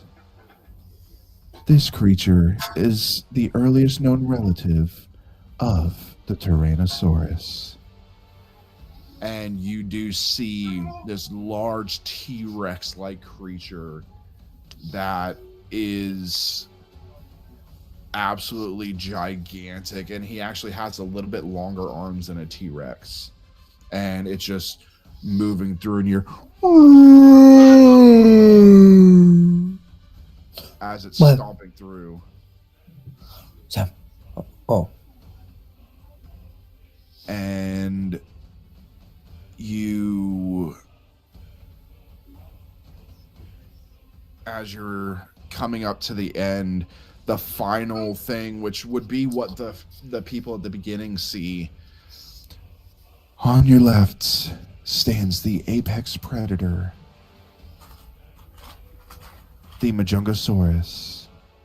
And you see this large Carnotaurus-like dinosaur that is just almost close to the size of a T-Rex, but much faster. These things have almost velociraptor-like speed. They are very quick, especially for their size. And there's actually another smaller Majungasaurus in there, and you see the other big one grab it by the head, break its neck, and begin to eat it. As Majungasaurus are cannibals. They do eat their own. They're one of the only ones known to eat their own. But you make You make it up and thank you for visiting Dinotopia. Please exit carefully, and we hope that you enjoyed your stay. You hear a boop, and it kind of settles, and you're able to make your way out. Make my way. Am I back out at the beginning where we're all at, like where I came in at, or are No, we? you are at where the entrance to this park would be. So you are like the main offices, the visitor center, stuff like that.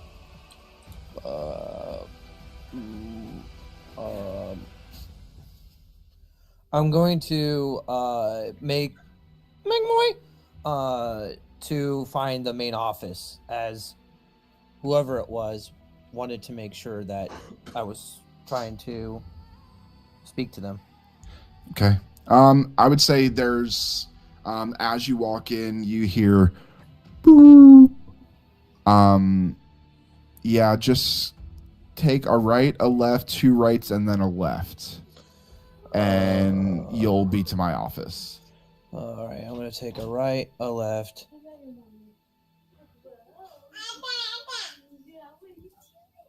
And is that 2 rights or 2 lefts? Which is it? I'm going to take a right and then a left and then 2 lefts. Okay. We're gonna die. Okay. So you take a right, you take a left, and then you take 2 more lefts, and you are in front of this stone archway. And I'll say, as you're walking through, this place is all made out of stone and metal. It is the most beautiful thing you have ever seen.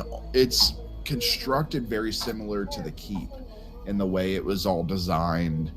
And you, as you're walking through, you're seeing different skeletons of some of these dinosaur ancient creatures.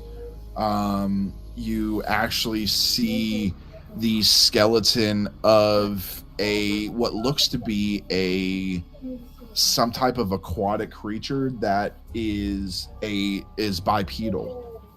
And give me a history check on that.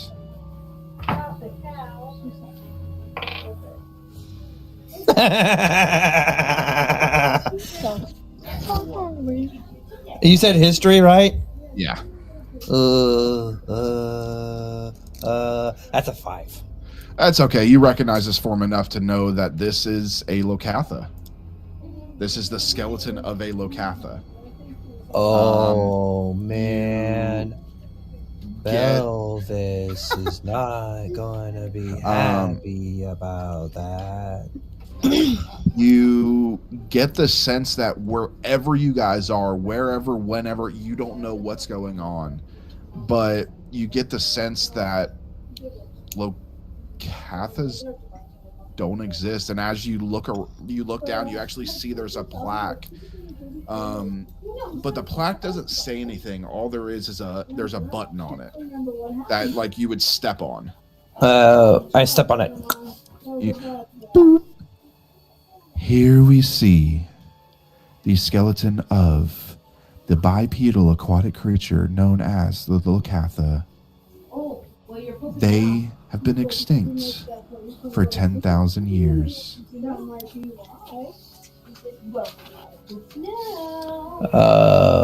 Okay. I'm at the door. You said I'm in front of a door? Yeah, after you walk through all of that, yeah, you're standing in front of a door. Is there another button knob? There is. I'm going to press on it. Are you there? You hit it.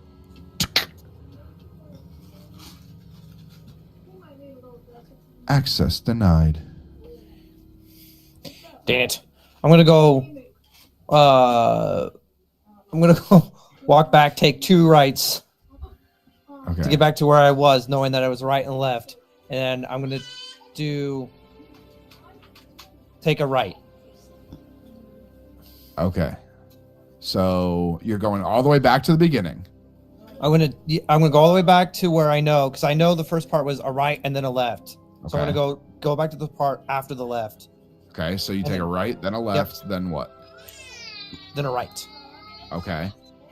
You And are at then- another hallway. I'm gonna take I'm gonna take another left after that. Okay. So you take another left, and you are in front of another door. Dink! Are you there? A door begins to open, and then it slams shut. Access denied. Good. And back up, and then I'm gonna take another right. Okay, so right, then left, then two right. Yep. Okay, and then you figure out that this is what she originally told you to do.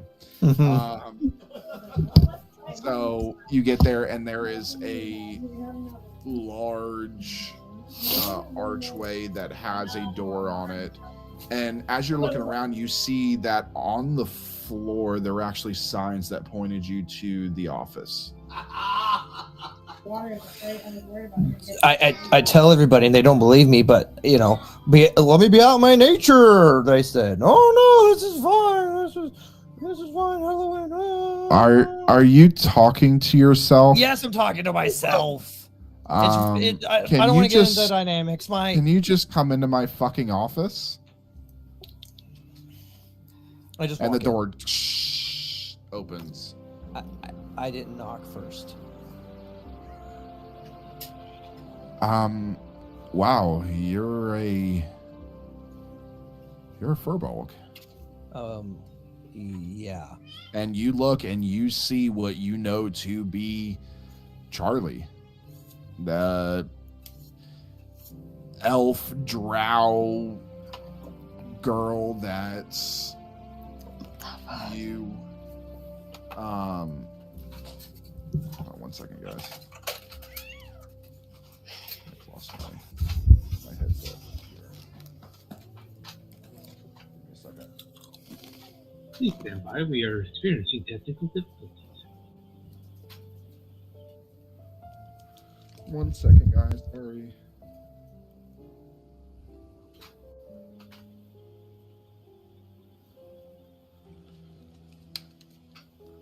There we go. Sorry, my headset died, even though it's plugged in. So you see Charlie.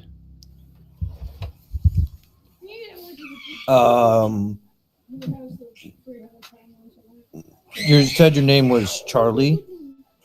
Yeah, that's what I told you twice. Sorry. I'm getting up there in age. I'm forgetting a lot. You look old. Well, I've been told that.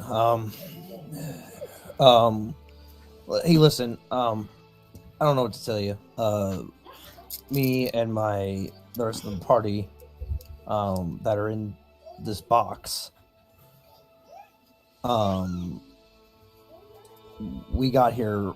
We were sent here almost, and we ended up inside your pen. I don't know how we got in there, to be honest.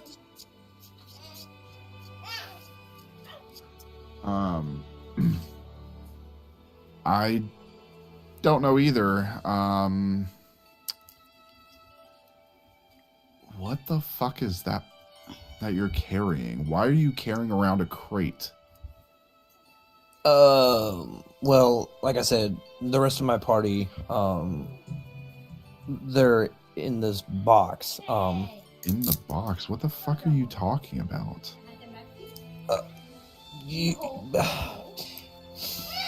When I mean party, I mean... Did you kill your friends? Oh, no, I didn't kill my friends. I have imaginary friends, okay? And I keep them in this box. When they misbehave, shut up in there! And right now, there's some are at conflict with one another. I told you to guys behave in there! And it can be difficult. Do you need a doctor? I need something. I mean, I have. No, it's only to communicate. It's been long. Tried reaching out. What's happening? I do have tranquilizers that we use for. I don't need a doctor. I just need a place so where I've been sleeping out on the wood floor or out in the pen, trying to make sure I didn't get stepped on or eaten, and I just need a place where I can rest. And is there a bed? I just need a bed to sleep. That's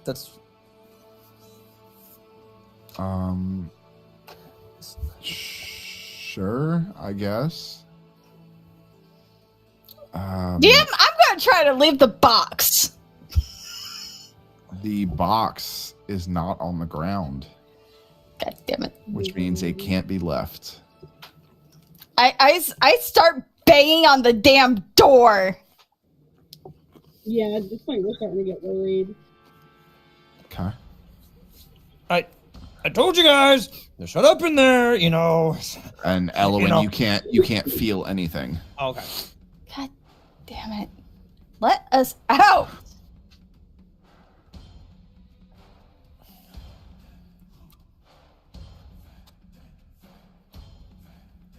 And there's no answer. Oh no. I already told you guys that the box is basically on another plane of existence. Your communication only works up to 1 mile. Oh no. That's why I asked you how far it goes. She just mutes.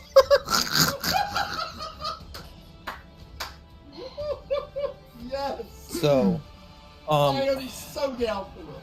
Charlie, Yeah. please, is there, I don't know, an inn or a place where I can get some sleep? I'm tired. Yeah, I mean, we've got bed for the staff here. I guess you can sleep there. For the Yeah, it's in the next building over, so you'd have to leave here and go into the next building. Okay. And then is that just back out the way I came back in? Yeah, and off to the left. I'll make sure you have access, but I need to figure out why you guys are here, so you will be watched. Of course.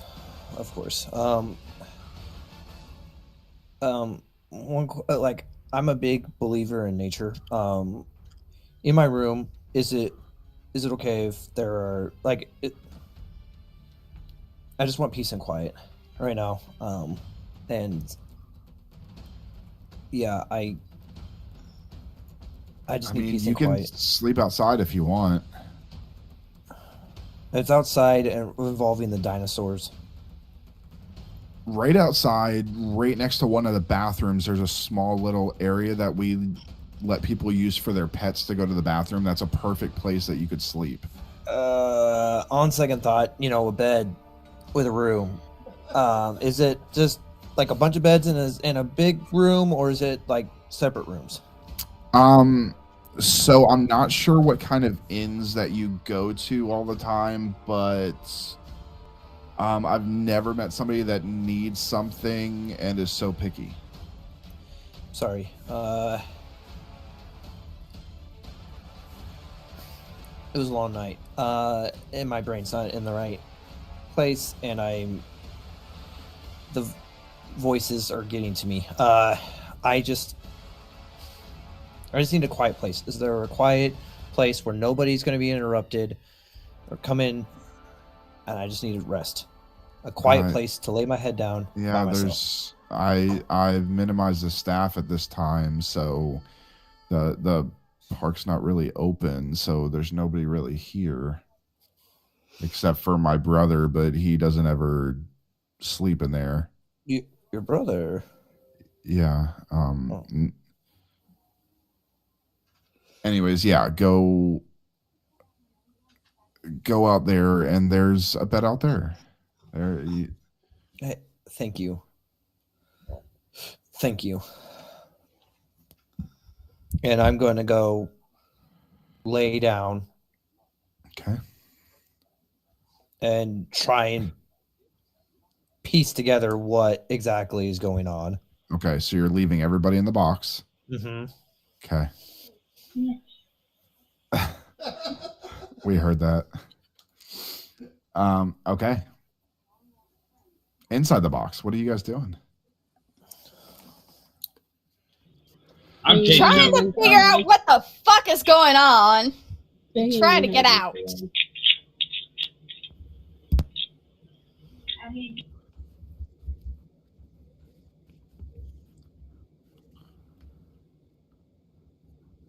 Yeah, definitely. Yeah, so over the course of this, I would say during this walk, you guys were discussing everything that needs to happen. And it's probably been about 2 to 3 hours since you've heard from Elowen. I bet that we're just stuck in here forever at this point. Is there a way we can force this thing open? Get out Has of he here? said anything, Laurie?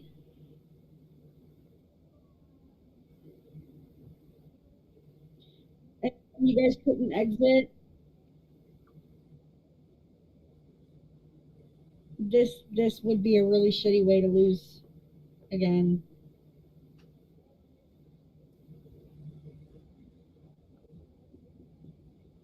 Yeah.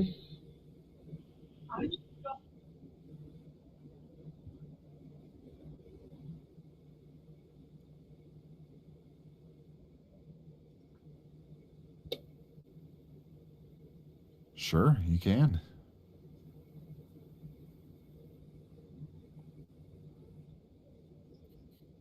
Okay. Okay.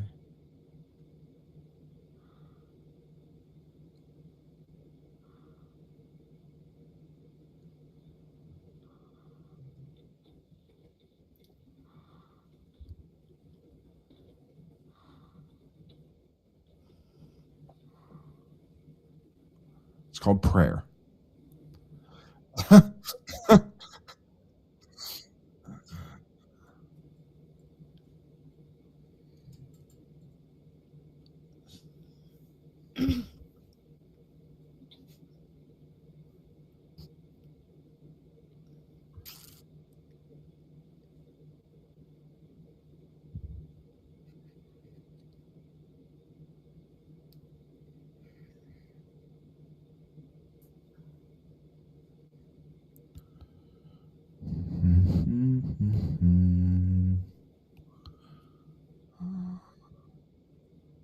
I don't know what you're trying to find.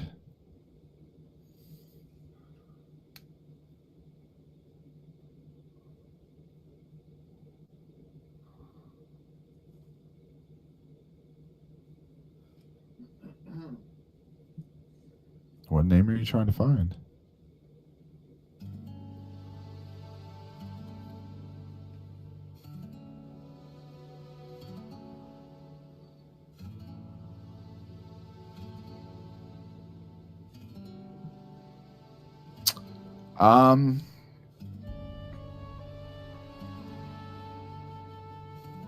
It's okay because we're not going to use it.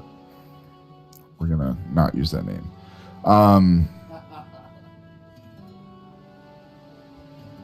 Well, He who must not be named. No, that name comes from something that we're leaving, so we are not going to be using that name.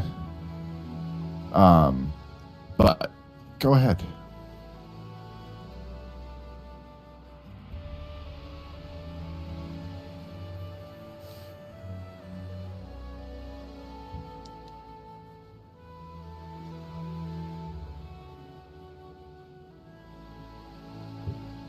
No answer.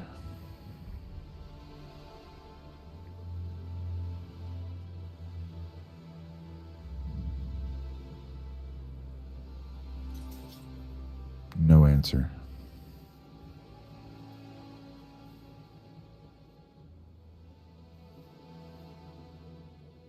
No answer.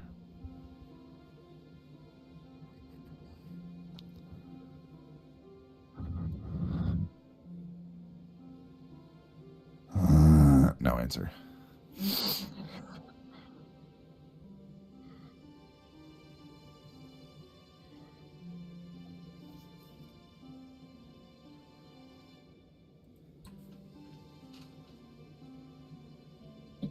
Okay.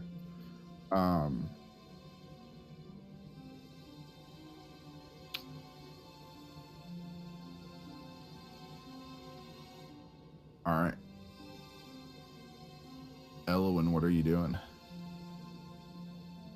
After a few hours of sleep, or just like laying there, I get up, stretch, grab the box, and make my way back. Making my way. Go back to the office, and I Okay. push the button.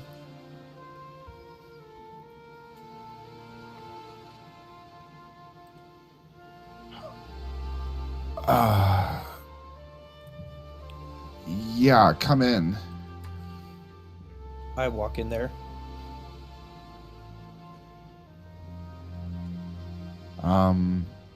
So you have the box with you? Mm-hmm. Dude, what the fuck is with the box? Oh, you mean this little thing? Aren't you just a petite little thing? Aren't you just precious? Fuck.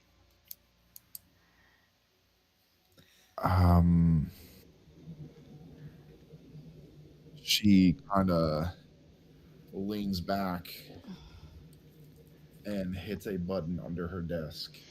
Oh, shit. Fuck. I need a dexterity saving throw. Yeah. Oh, shit. Okay, 14. And missed it by 1. As you see these things come out of the ceiling and you feel 2 pricks in the back of your neck as things begin to go foggy and you fall over as you've been hit with a tranquilizer. Oh, gosh darn it. Charlie then goes up as you're knocked out. Charlie grabs the box and begins to look at it. Opens it. I'm gonna jump out if I can. No, it doesn't. That's not how it works. Nothing. She doesn't. It looks like an empty box. And she walks into walks outside and just tosses the box outside and then drags Elowen out and throws him outside as the door. So as the box slides, it is now on the ground. So now we can get out. Now I'm gonna jump out. I started looking. Obviously, we didn't feel that GM, but No. No. I tried the door again. Because I've been trying to get out after we had our talk. So I've been trying to get out, see what's going on with Elowen. You guys can get out, and you guys, as you all get out, you see Elowen laying on the ground with 2 trank darts in the back of his neck. What the fuck Yeah, is what happened that? to him? I go over and I like to do a medicine check to see if he's alive. Sure. I try to look around to see what's going on. And I look around. why? 30, What 21. the fuck is going on? Yeah, where are 'Cause the giant trees? he obviously didn't drink himself. GM, I rolled a 21. He's still breathing.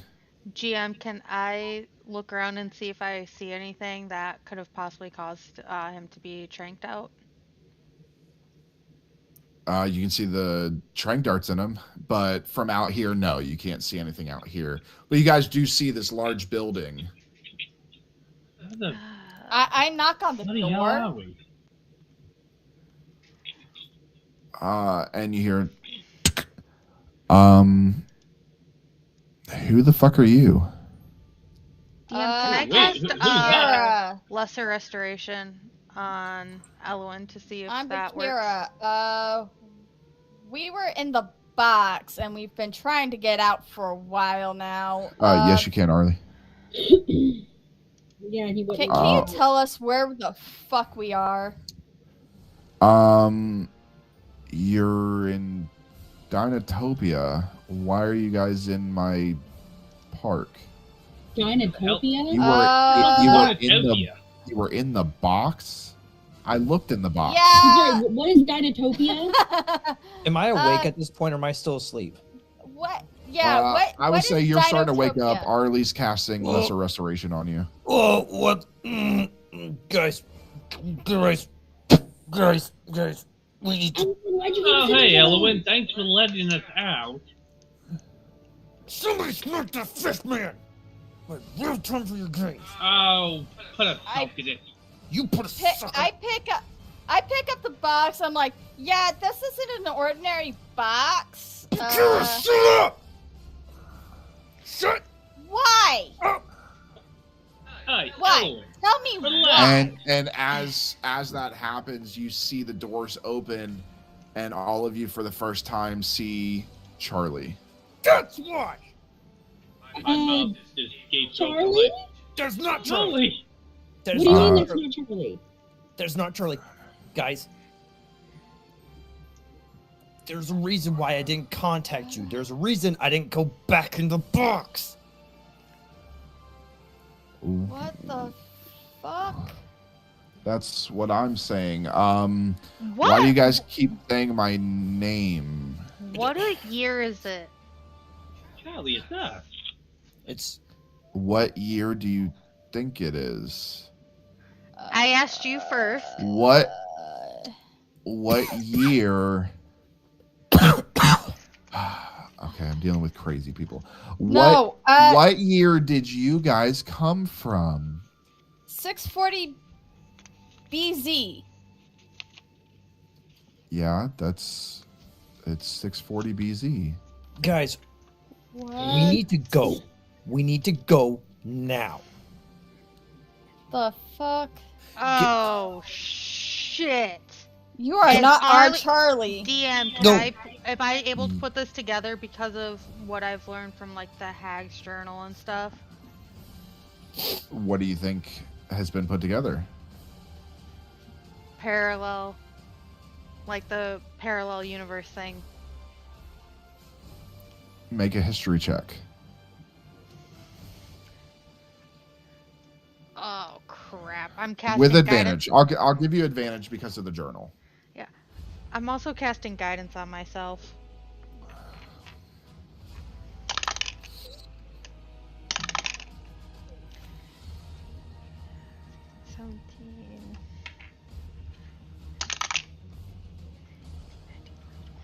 Dirty 21. Okay. You gain that you guys didn't travel through time. You traveled through dimensions. You are on another plane of existence. Guys, I agree with Elwyn. We need to just get out. We're sorry for intruding. Let us just. Oh, Yeah. okay. Do you have accommodations or anything around here? I just set the box back down. And I'm like, you know what? This is weird. I'm gonna walk over and kind of pull Bakira and scoop up the box. Don't do that weird thing again. Do you have like a hotel or lodge or accommodations? Listen. What the fuck is going on? You guys came into my place. I think you guys owe me some answers. I wish we could different explain. Different plane of an existence? Oh, not again. Again? What do you mean again? Oh, this has happened to you before. Oh. Yeah. So, Dinotopia kind of exists in between planes. So when people plane jump, sometimes they end up here.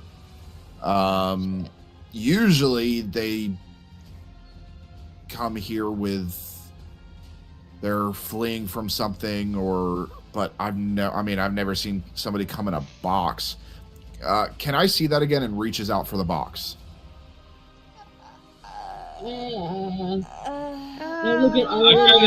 kind of step in front of Charlie with my hand up and say, not so fast, not Charlie.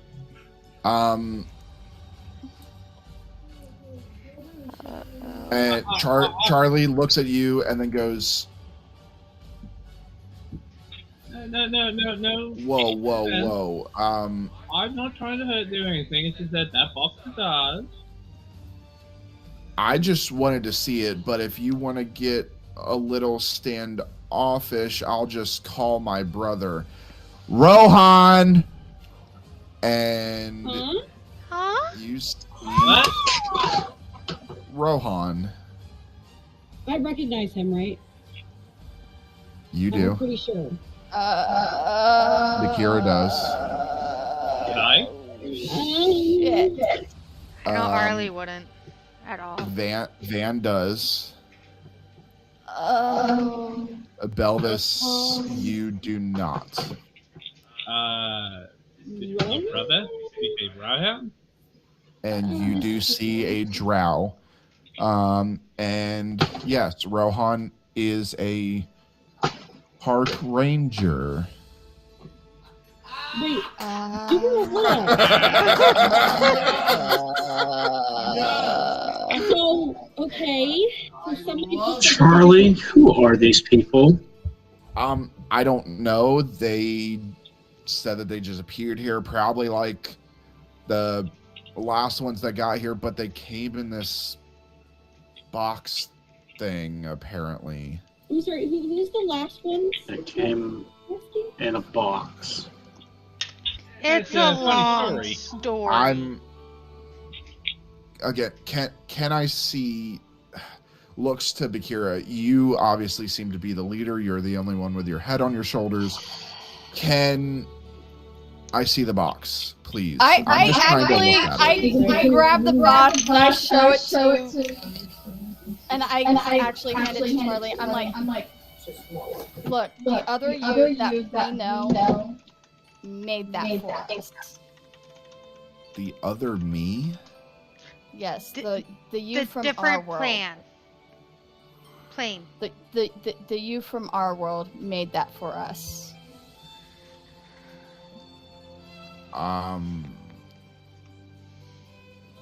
Okay, and she begins to look at the box. It's bigger on the inside. I think we have to set it down, and it's bigger on the inside. As she's looking at it, she just is looking around, kind of inspecting it. And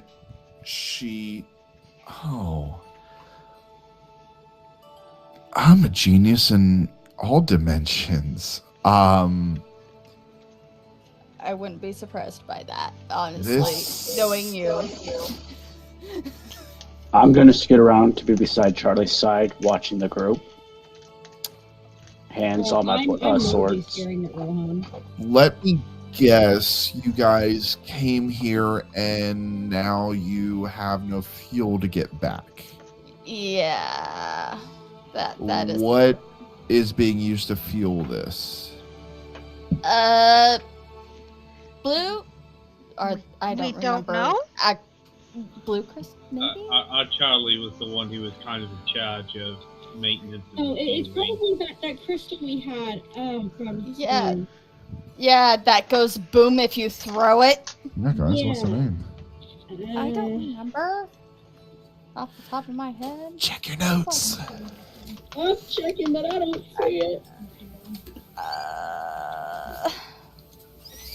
Of course, that would be the one thing I didn't Make a history freaking check write to down. remember.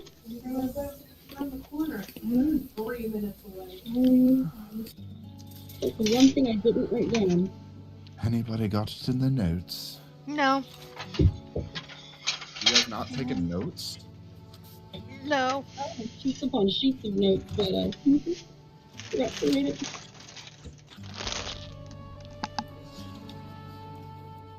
Oh my god, even he's checking his notes. Oh, I'm just seeing if I actually wrote it.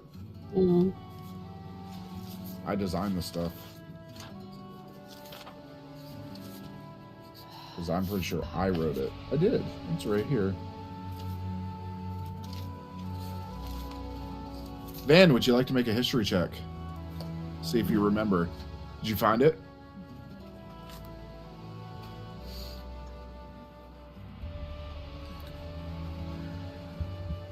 History, you say?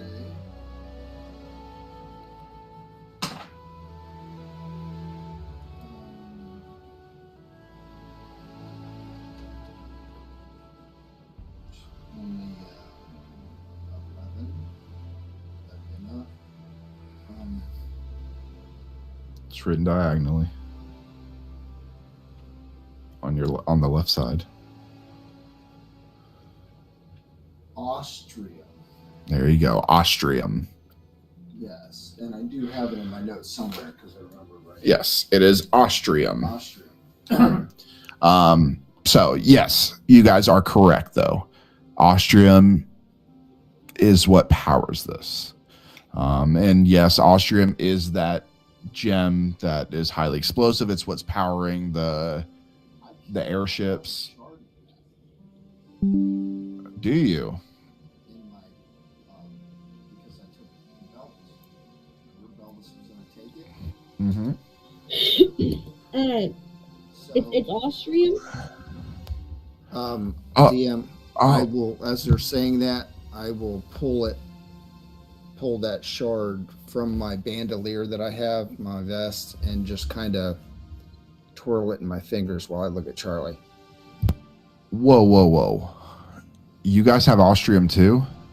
Yeah, we do. Apparently. Oh. Yeah, yes.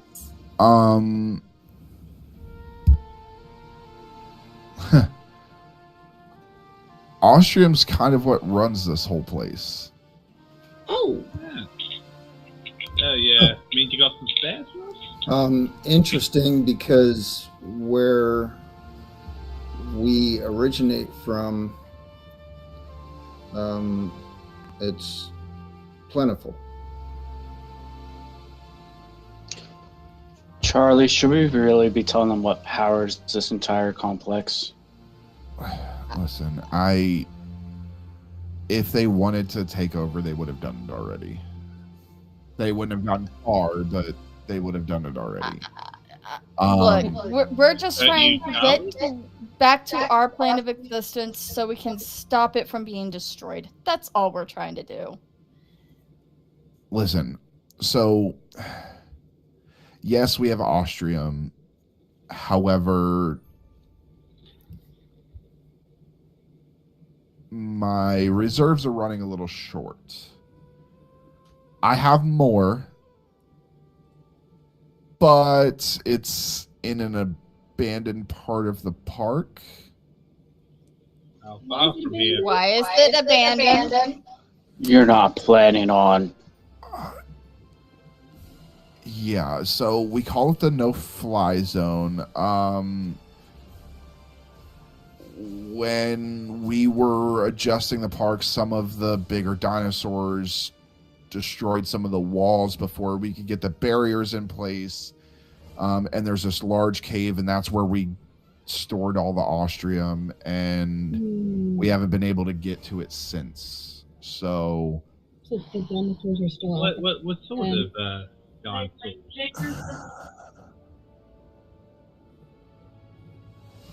Oh. And more teeth. I mean, they're the last ones that were there, as far as I remember. Rohan here goes through there more, but last I remember, it was only raptors and carnos. So, the bloody hell's a raptor? they're fun little guys. No, they're not, Charlie. No. Listen, if you guys can get in there, I will even send my brother with you. If you guys can get in there and get the Austrium, bring it back, I will give you guys some to get home. All right. Well, I mean, where's this restricted area or abandoned area? Well, Rohan can take you where it is, but the car will also be able to guide up to that point. I guess you guys can take a little tour on your way there. But yeah, don't die. We'll try. I did it wasn't fun. That's usually the plan, but our plans rarely go right. She looks at Rohan. You don't die either. Get them where they need to go. Go get the Austrian, bring it back here, and we'll get them on their way. Have fun. And she walks inside and closes the doors. And I kind of look. I look at Rowan like, oh, this is awkward.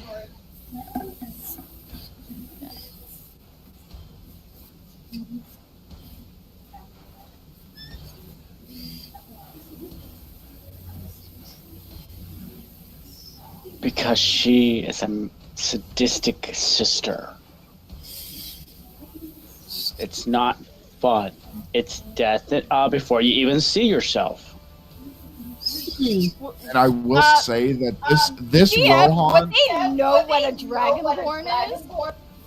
Or do they think I'm just a talking dinosaur? No, they know what a dragonborn is. It's the dinosaurs that don't know better.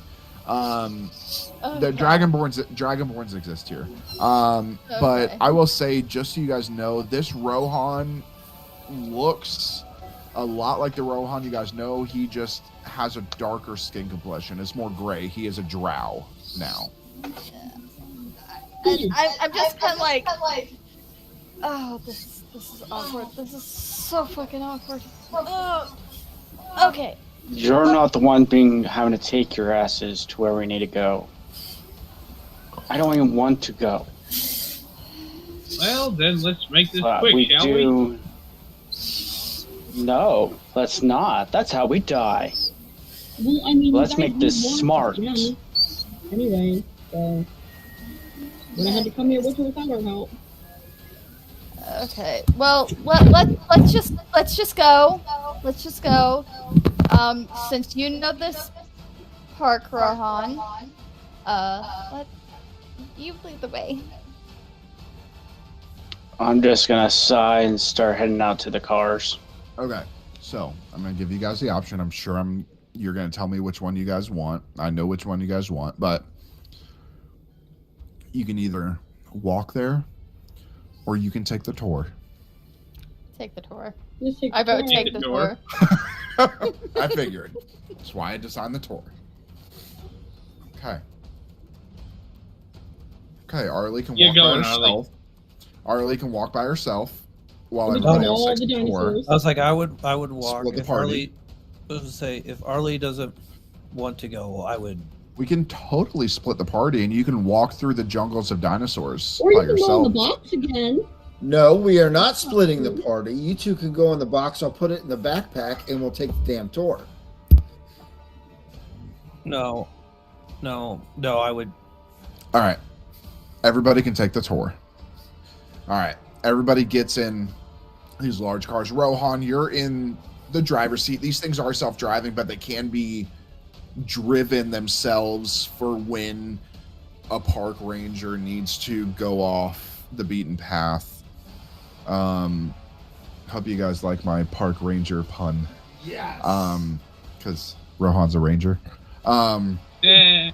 So, Haha. That's awesome. all right. So, you guys climb in, and you hear as the vehicle's powering up, and it begins to go, and you guys do see that blue glow underneath, like just like the airship. So this thing is hovering with Austrium, and as you make your way through, you come to a large, what looks to be this area that, if you guys have ever seen SeaWorld, the large tubs that Shamu is in where you can see inside, that's what it's like, but this is all like ocean almost. And going across, you see this large, long neck aquatic creature, and you're to your right, you will see a Styxosaurus. I push my way to the glass so I can see more clearly. The Notice if you fall out, Styxosaurus. I won't stop. The Styxosaurus are rare indeed, possibly the most elusive creature in the oceans. This is most likely because Styxosaurus is more commonly found in rivers and lakes rather than the open seas. The Styxosaurus is mostly passive, preferring to go after fish and small aquatic prey by sneaking up on it before trapping it in its mouth and swallowing it whole. And that'll scare Belvis. Gee. Fear not, it wants to eat you. You then go past, and on a second window, you see a large creature that actually begins to go after the Styxosaurus. You will see a Mosasaurus. I visibly gasp, and my complexion is, it goes a shade lighter because I'm really pale. Because DM, I'd like to roll a history check because You are terrified of these things. for a reason. I want to explain to the group. Let me do a history check if you don't mind. Can we just say that this is Ben's favorite IRL creature? Yes. This is Ben's favorite dinosaur. I rolled a 17. So, Okay.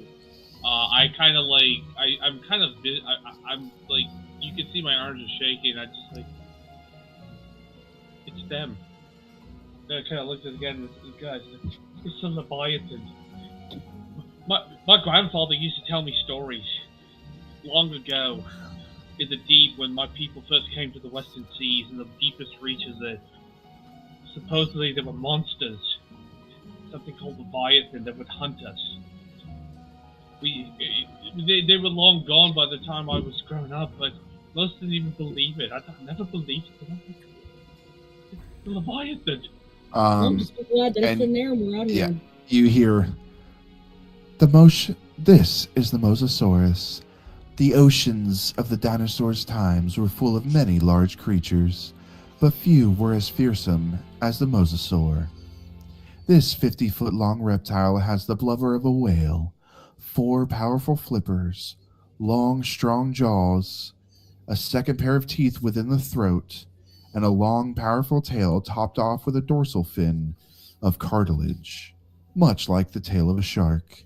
It dwells in shallow reefs and lagoons as the apex predator, feeding on anything from fish, ammonites, sea turtles, giant sharks, and even Locatha.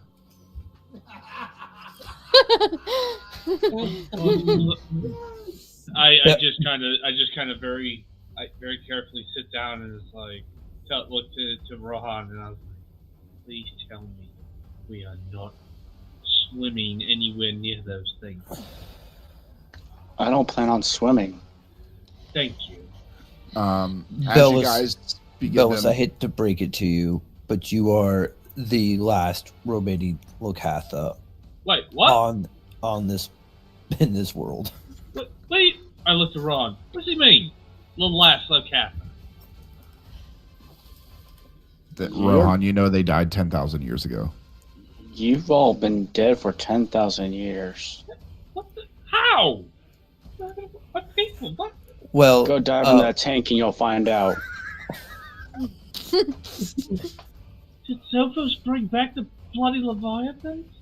I wouldn't know who that is, would I? No. Who You the hear heck is... you get to a small field. Here you will see the Kentrosaurus. The Kentrosaurus is a small, energetic stegosaurus species. It loves fruits and hates vegetables. It has a massive array of spikes and plates on its back, with a large shoulder spike used for defense. While not the most aggressive herbivore, it is most certainly curious, many times scaring hunters or poachers by trotting up to them and watching. One of the few stegosaurus species capable of galloping, the Kentrosaurus is a handful. And you continue to move. And you get to another plane that's connected to it. This is the Ankylosaurus. An Ankylosaurus is a tough, slow, and strong grazing animal with a plodding gait and a generally peaceable nature. When threatened, however, it will defend itself with its thick armor and devastatingly powerful tail club. And again, you guys are just taking this in as you are seeing these creatures that to you were all extinct. And you guys end up going through and landing. Rohan kind of steers off course and you stop right where you need. And you guys, as you climb out, you see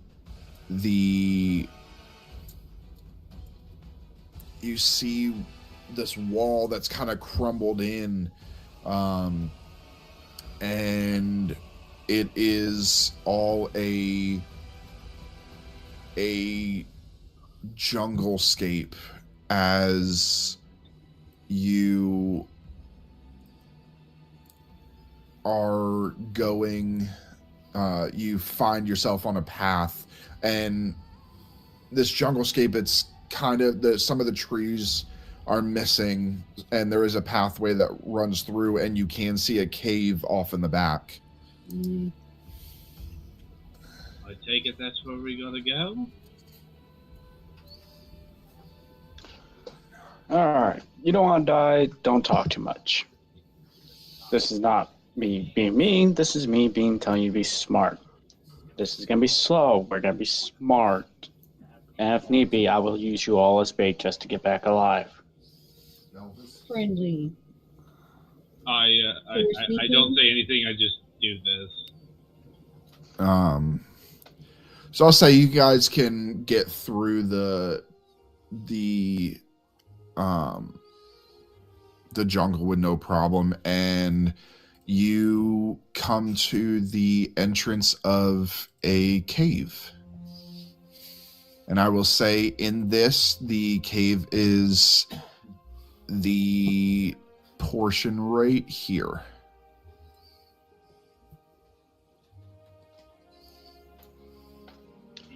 DM, would I know this cave? You have been in it once. But you guys have not been in it in a while. Okay, so the directions would be hazy even to me. Got it. Correct.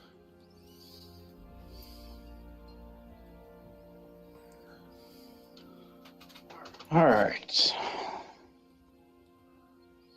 I'll be honest, I've been here once. And that was a long time ago. This is where we may die. Well, you may die. We're gonna still try to be quiet, because who knows what could be in here. There are a lot worse things than what you've been told, raptors and things like that. Quick question. What is a raptor? Let's put it this way. It's about your height, speedy little devils, works in packs. You may see one, but you won't see the others coming up and killing you. Fun. Okay. So, quick and quiet. Yes, and Mr. Person in all the armor, you go up front, please.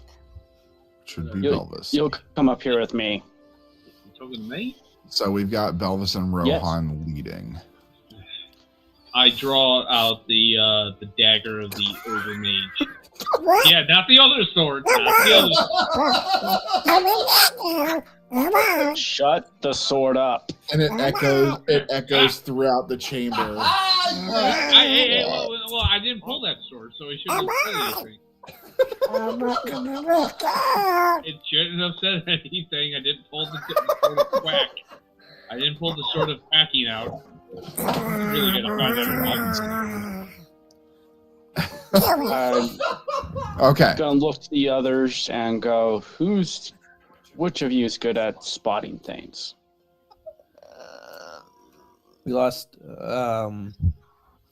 Well, I mean, I can smell and hear and and I tap my hat, my captain's hat, and have the eye patch come out. And No. That's not how the eye patch comes out. oh wait, No. You have to say ahoy, matey. oh yeah, and I say Like a ahoy pirate. and the- Ha oh god, I ain't saying it loud. It is Charlie. Remember, Charlie's the one that made this. So Okay. I've got like plus 19 to perception, so. Well, I'm asking in character who'll be best at this. He's trying to gauge what you guys can do. Rohan, I you got have it. choices. There's several of us that can do it, so you make the call. Yeah. All right, I want you guys, one in the middle, one in the end, please. I don't care who. I'll be in the back.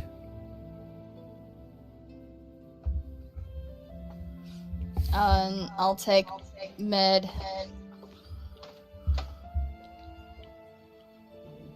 I look can just really go happy. anywhere. What you good at? I'm a fighter. I'm a barbarian. I beat butt and try to stay alive doing it. Will these terms be known to me, what they are? yeah. Okay. Barbarian. Okay. Come up here with just right behind me in the Okay. fish and armor. I'm also a bard, if that helps at all. I have a little bit of magic, not much. I kind of whisper to Rowan before we get going. The upstream. Is it just lying about? Is it in a crate, or do we need to mine it with tools to get it out? I haven't been here in so Okay. long and once I don't remember.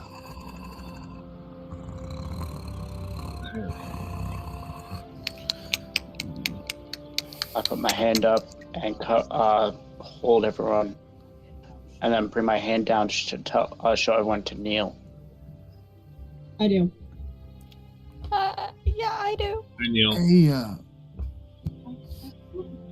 Rohan, do that ticking like normal? I look back and just bring my finger up to my mouth.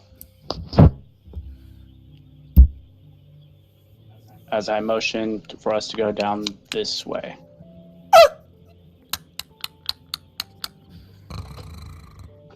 All right.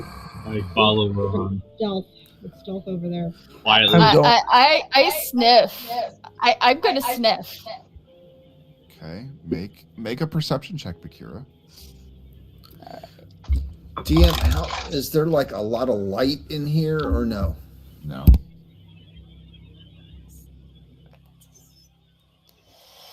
Oh god. Okay. 11. Okay. So as you guys are going down the hallway, hold on. You guys are getting down the hallway right here. I would like to be in the back. Yeah, you and Arlie are in the back. Bakira, you all of a sudden smell a creature. And you all hear Rohan, to you, the familiar barks of a raptor. My head lowers and shakes, and I look back to my spotters. And you look back, and then you look forward, and you see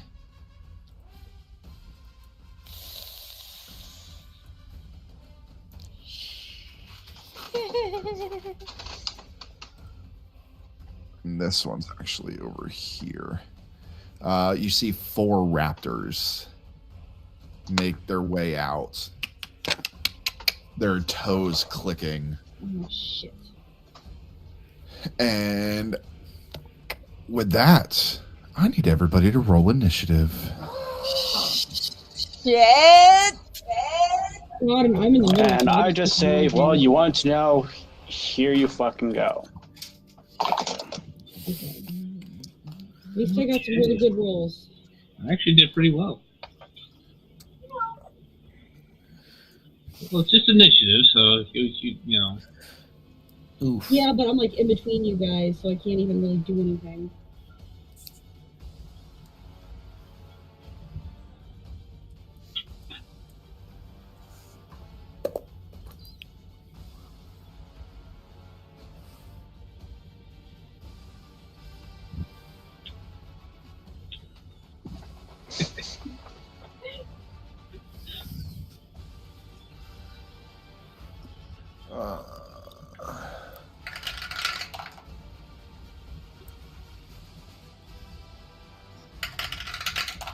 Did you really get a nat 1? Jesus Christ.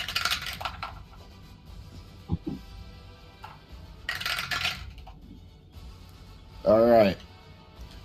25 to 20. 27, actually. 21. Okay. Safi. Even though I can't really do anything to him. The last Lokatha on Earth. That's good. I'm the last Lokatha in this dimension. Well, I mean, your daughter's dead in the other one. Oh, thanks for reminding me. Appreciate it. 20 to 15. 19. Okay, Bakira. Van. 15 to 10. 10. Arlie, what's your dex? Okay, so then it's Arlie. Then it is Raptor 4. What is your dex, Elowen? 18. Okay, then it's Elowen. Then Raptor 3. Rohan, you got a 1, right? Yeah, I got a natural 1. Okay. So then it is Raptor 1, Raptor 2, then Rohan. Man, what a park ranger you are. Wow. All right. You didn't want to come in the first place. So, at the And you top of the told me to round, use them as bait. we have Safi. Okay, is it possible for me to squeeze to the front or the back of our group? Yeah, I'll say you can move. Okay, I want to squeeze up here. Okay. And then I would like to rage. Rage. And I would like to run up and try to attack this raptor right here. Okay. With my Salamander Flame Gauntlets. So right here, 1. Yeah. 2.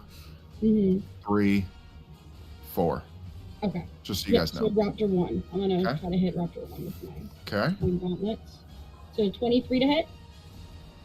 Hits. Okay.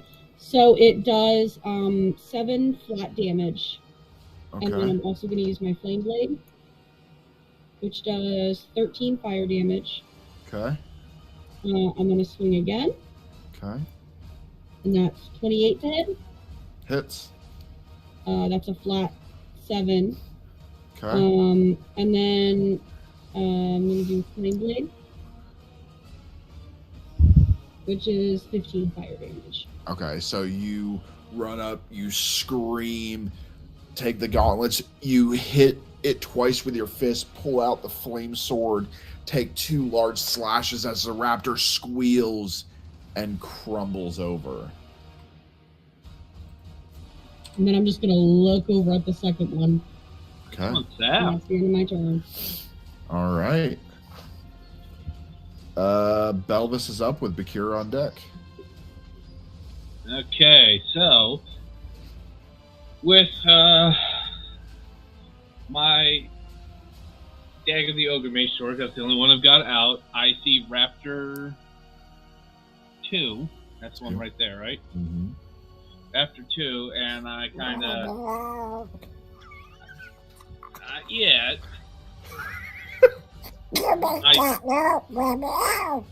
I charge at Raptor 1 and take my first swing at it. Okay. That is an 18 to hit. 18 just hits. Okay. 11 damage. Okay. With my blade, I roll and...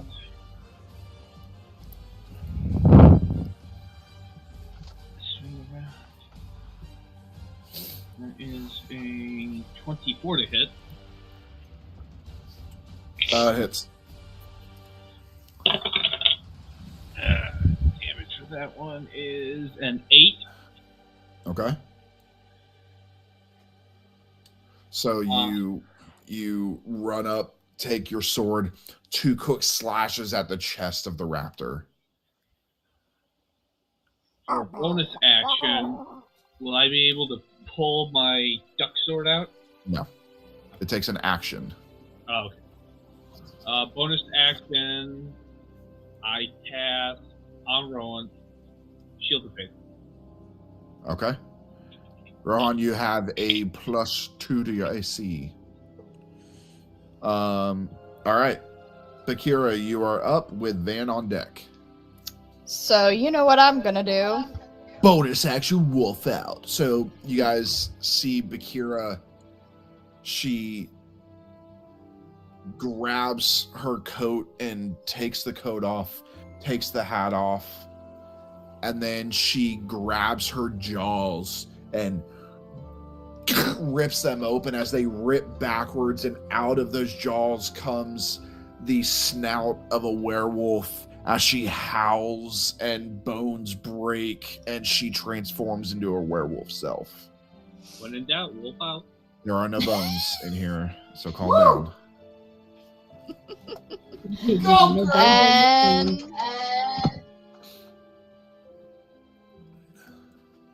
I'm going to run up to this one. Number 4. And I'm going to do my predatory strike. Okay.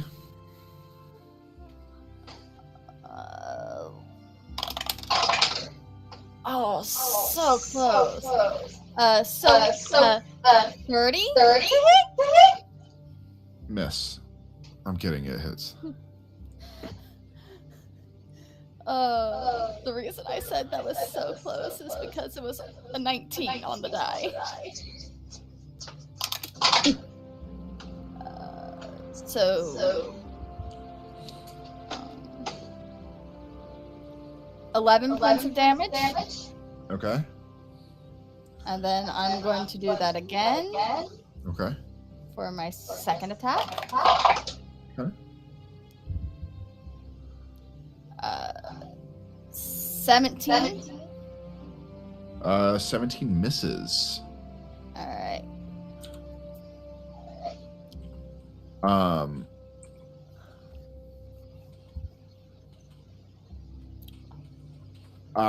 So you wolf out, you run up, you take a first claw attack at the raptor. It shrieks as it backs up, and you go to swing a second time, but it moves out of the way.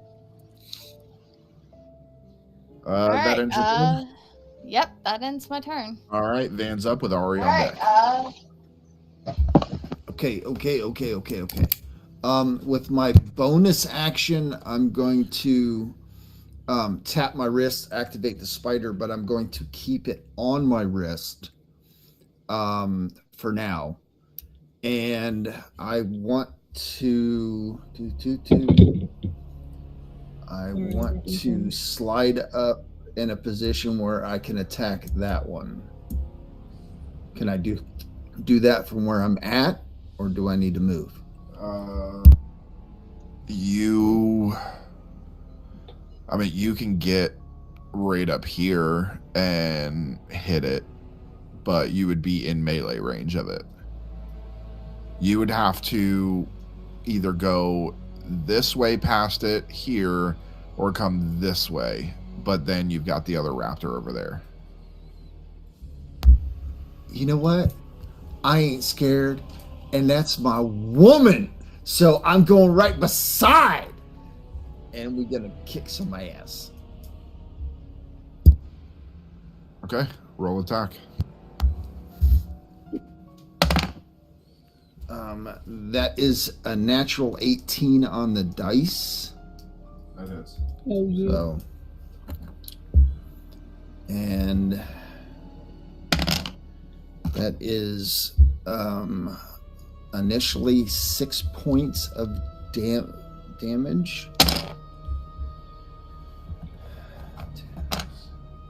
Stop counting. You're gonna fucking kill the thing. The thing doesn't have 200 fucking HP. Hey, I'm just doing what he It does. has 19 HP left. It's gonna die. How do you want to do it?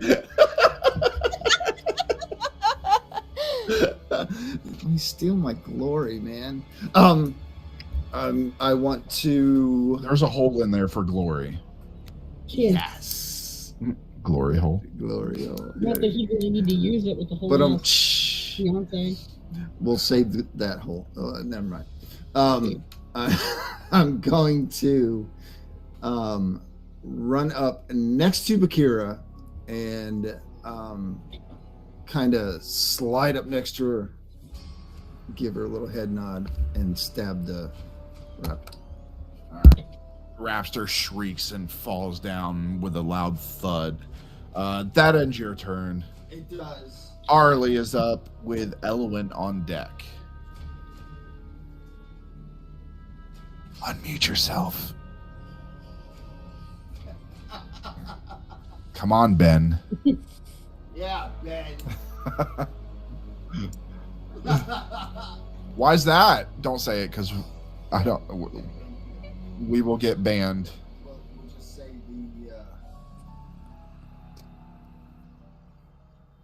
Okay. the trinket scene. Caleb, was it because she was grounded at one point?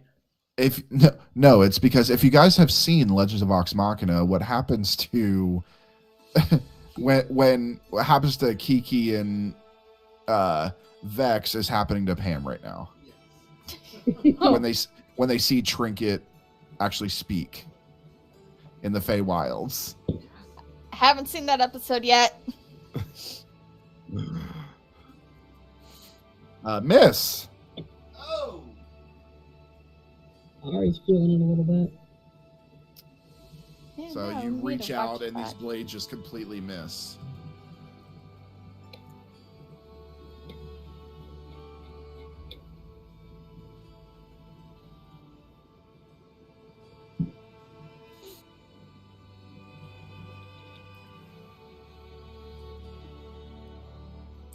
Okay.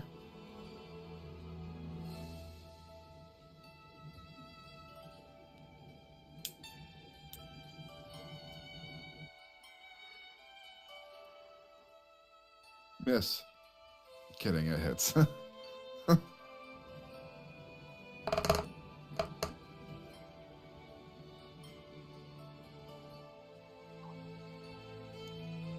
On number 3, okay.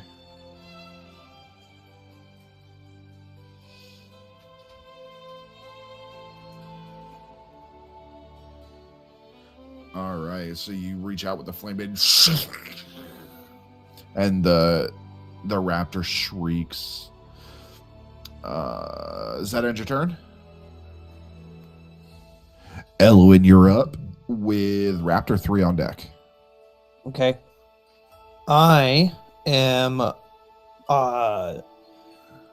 gonna make sure that I'm gonna put myself in a position where I'm blocking Arlie, putting myself between Arlie and the raptor. Bonus action, I'm going to wild shape into an Ankylosaurus, since I saw it on the way in. I need you to roll for it. If it is Come not on. a basic creature, you have to roll. Roll a d20, add your spellcasting modifier. Okay, roll a d20, add my spellcasting modifier. Si, senor. Oh, crap. And you must answer me in Spanish. Oh. Tell me the number in Spanish. Uno. Uno. Natural uno. No! Did you really get a nat 1? No! You turn into like a fish. Did you really get a nat 1? Natural uno. Oh, no! Okay. So you try and picture the shit. Anki, but instead you somehow picture a small rat you saw earlier. And you transform into a small mouse. Oh, shit. Hey, we have the same stats as the new thing. Yes.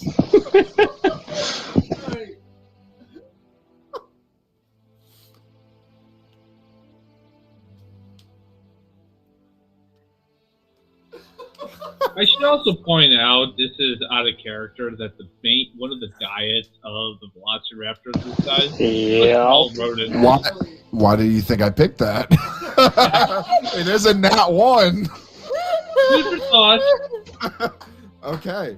So Hang on. Go Let me ahead. pull up the dice. Let me pull up the stat sheet for this. I mean, that doesn't take your turn. That's part of your thing. So Right. I just need to pull up the stat sheet for it. Hang on. He's a rat. Oh, natural ones, everybody. Hey. Oh, rats. Am I a giant rat or just a regular sized rat? No, you're a regular sized rat. You Dang it, don't. 'cause A there's a natural snap one block. is not a giant rat. Well, I mean, if you want, you could use the dumb ass 1D&D stat block. Wizards of the Coast. Yeah. sorry. Throw shade on that. Yeah. Sorry, I have to. Break the fucking druid. Nobody's gonna play a druid. But guess what, guys? That's why we don't have to play it. 1D&D is Really? optional. Yeah, no. That's why we're making our own system, guys. I don't give a. Well, okay. So going back to the combat action, I don't even care. I lunge out and bite that raptor full on the foot. Okay, make an attack. Go, get him! Dirty He's gonna- 19. He's going after his Natural 19. after his toe cheese. Yeah, no. You hit. Nice. For 1 piercing damage. So You you a hangnail. and you take and bite him right on the foot. You see me turn around and my tail looks like points directly back at Arlie in a like flip off kind of fashion. Hey, L. Way to sink your teeth into it, buddy. Just saying. You got this. You see me with like a piece of the Velociraptor, tiny little piece of the You Velociraptor don't in want from me my biting mouth. that thing. All right. Yeah. Can you Were imagine how raptor. horrifying that would be? Raptor. Speaking of raptors, I'm pretty sure. Fucking were raptor. Oh. All right. That would be So with that, horrifying. because it is now Raptor's 3 turn. He Yeah. sees a yummy mouse. No. This is gonna benefit Elwyn anyways. Oh, it's gonna Because benefit me. it just changes him back, and once he takes damage, it changes him back into his form. So, but it is gonna do a multi-attack, one with its bite and one with its claws. Okay. The first bite is a 17 to hit, Well, that hits. and it is 3 points of piercing damage. I'm still a rat. I'm still a rat. Jesus. Yeah, they have decent HP. Then it's gonna make a claw attack. Okay. Oh, by the way, I need a Constitution saving throw for this were-raptor. I'm kidding. It's Okay. Oh, dang! I rolled a natural 1. were-rat. Oh, God. No, that's 17 to hit again. That hits. That is 6 points of slashing damage. I'm still a rat. So it goes to bite, and you're moving just enough to where it's not swallowing you, and then it slashes at you with its claws. Listen, they're just like covered in blood, like. All right. Like twitching a little bit. That ends its turn. Raptor 2 is going to attack Belvis Yeah, boy. with 1 bite. That is a 22 to hit, That hits. and that is 8 points of piercing. Okay. And then the claw is a 10 to hit. It misses. Yep. So it bites you hard. And fun fact, raptors also like fish. They do eat fish as well. But then it goes to claw you, and you're able to kind of dodge out of the way. It glances across your armor with a loud shriek, like nails on a chalkboard. Oh, I hate that. Oh, God. Or like a fork scratching across a plate. Okay, you're now. Or folding your pizza up and dipping it in ranch. I will murder you. I will murder you. Wait. What? Pizza and ranch is yummy. No, It is. it is. But Ben being the New Yorker, What's good with ranch? pizza. You know what No. else is good? No, Ham and it's not. pineapple pizza. Yes, it is. It's so good. Hawaiian pizza. Oh, Don't And you you- say it. Don't you say it. and then you cannot have crispy wings. They've got to be nice and moist. I quit. Goodbye, everyone. I'm out of the session. Okay. Anyways. Yes. Like You're sleeping on the couch. that is all right. It is Rohan's turn. With Safi on deck. Come on, Rohan. All right, so me not caring about these people, I'm just gonna go and try to shoot the one in front of me. Let's see what my subclass can do. By the way, Rohan is playing my custom subclass, the Ranger Witcher. Ooh. I I'm not gonna waste any- I created Yeah. the Witcher subclass based off of The Witcher. I'm not gonna waste any of the Witch fun is my- stuff one of my yet. Not on favorites, these serious. guys. I'm just gonna shoot arrows straight at them. Okay. Love this. This is my So- custom class. Nice. That's where's the dot? It's 18 to hit. Just hits. Which one are you attacking? The one in front of This one in Belvis? front. Yep. Number 2. Okay. So Belvis needs to do a dexterity saving throw. He Yes, might he want to does. do it.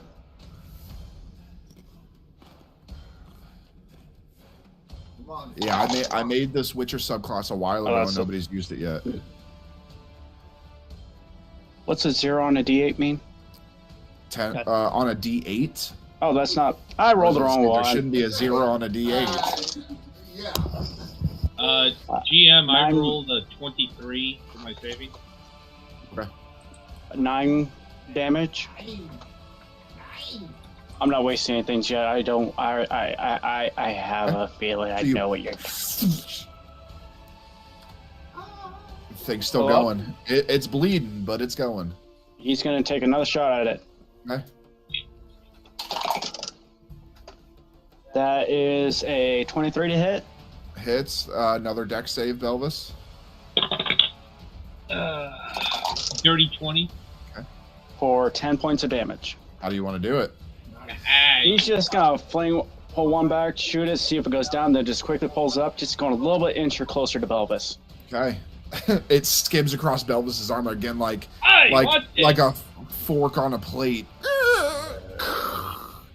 I need to get the clip of that sound. No. Please don't. Please don't. And it hits the dinosaur, and the dinosaur falls. Does that end your turn, Rohan? Yeah, that'll end my turn. I'm gonna save the fun stuff right now. Okay, Safi's up with Fishboy on deck. All right. I have 40 feet of movement. Let me 10, see if 15, there's 20, enough to get 25, there. 30. Okay, it looks like I You can. Yeah, I'll say you can get to here. okay. And Squeezing then by I'm gonna punch Arlie's that not raptor in the big. face with my Okay. salamander flame gauntlet. Okay.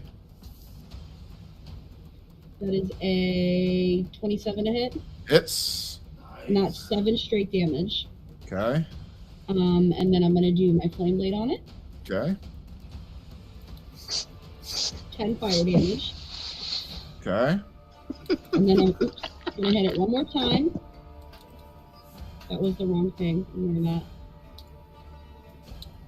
Wait, no, it wasn't. 19. Hits. That's another flat 7. How do you want to do it? I want to punch it in the face. Okay. You just punch it in the face, and the head explodes Nice. all over Elwyn and Arlie. Hell yes. All right, and with Hey, that, blood means victory, guys. all of the raptors are gone. Belvis, in front of you, there is a large opening, but it's dim enough that you can't see anything. But you do see this blue glow, and that's just shown by these right here. Oh, Belvis, what happens when you don't use me? Yeah, I can You get don't that. Oh, you bloody sword. Shut up. I'll use Use me, fish daddy. use me for something. PM. Oh my God. Before I go anywhere, I pull out the duck sword. Okay. Is he talking to his sword? When you fight It's a Oh, thing. you I big don't boy, know. I got you here, didn't I? Just I kind looked of like a go with it, Roman. Rohan. You know. DM, would they see the arrows disappear back into my quiver? Yeah. I would. I'm right in front of where the raptors were dead. Yeah, they can see it.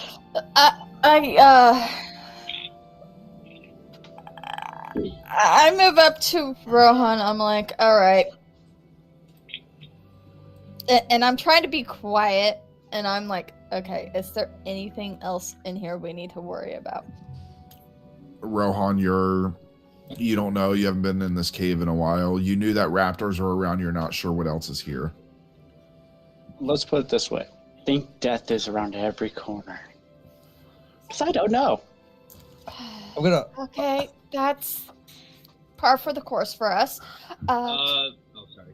I'm gonna walk up to We're Arlie. gonna let Fishboy go first. Oh, thank you. Why not the barbarian? Oh, yeah, the barbarian. I like you, Safi. Wow! Wow! Did I hear that? Did I hear that? Wow. GM, did I hear that? Yeah. Yeah, but I think I can also I take look fire back of the hit. at Cat Bakira. I'll be like, oh, really? Is that so?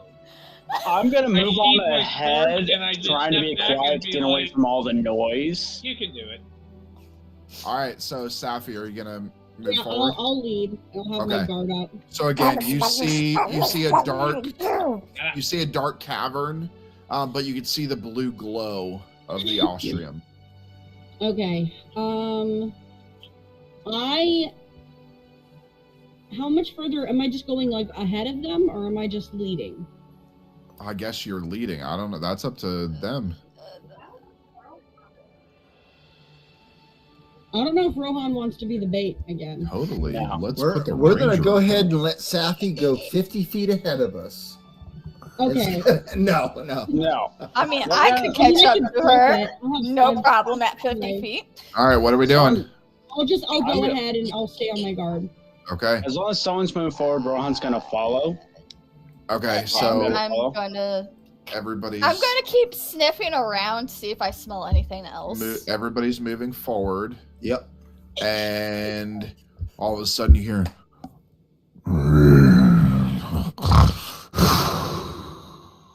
Okay. and as you get in there, I'll say the excess light from gauntlets before they go out, you kind of wave your hand, and right in front of your face you see Oh snap! Carnotaurus. a Carnotaurus.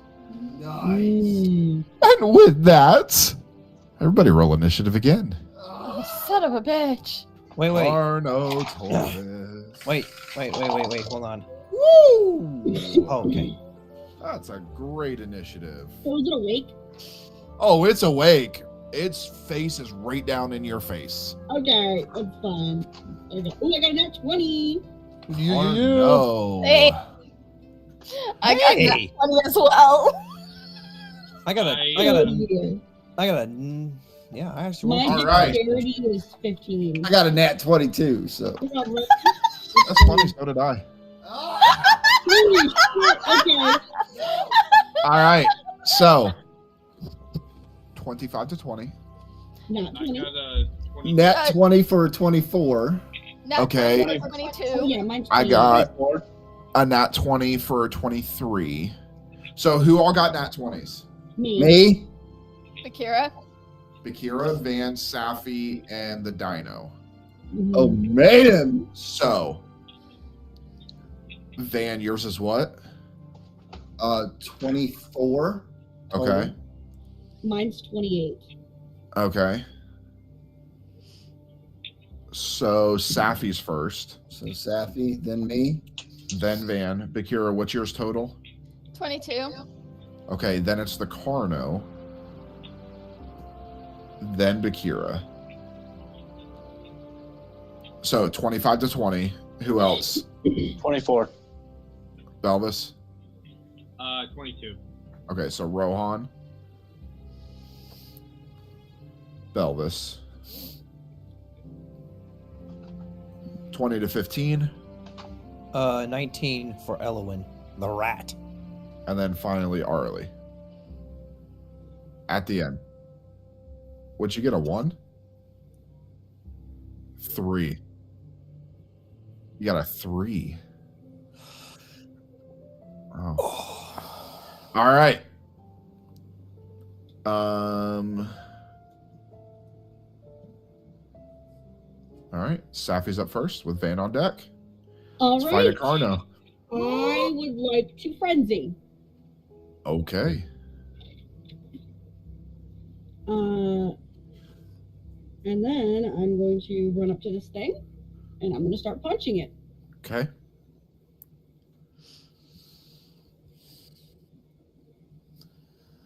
$15 to hit. Miss. Okay. I'm going to swing again. 22 to hit. Miss. Okay. That was a legitimate miss, yes. Wow. And because I'm frenzied, I get a third one. Okay. Nat 20, which means 29 to hit. That one hits. Okay, so that's a flat 7. Nice. Okay. And And that's then I'm gonna- that's doubled to 14. Awesome.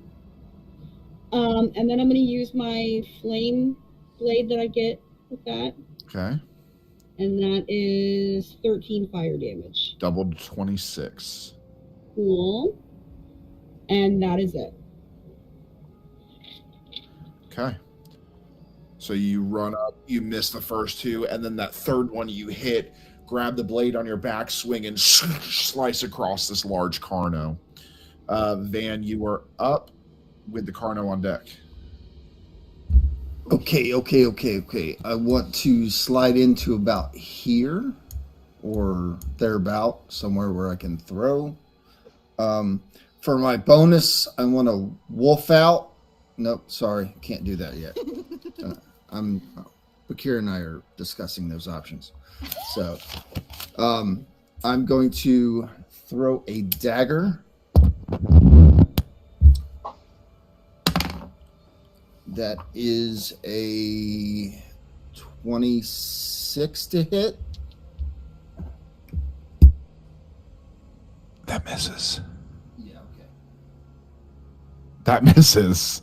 26 misses? Yes. Holy shit. The only reason she hit because it was a 29. Okay, 26. Yeah, I have a feeling that we can't really hit them, but if we do hit them, we do double damage or something like that. Okay, then I will try again with my bonus. That is 29 exactly. That one hits. Okay. Okay.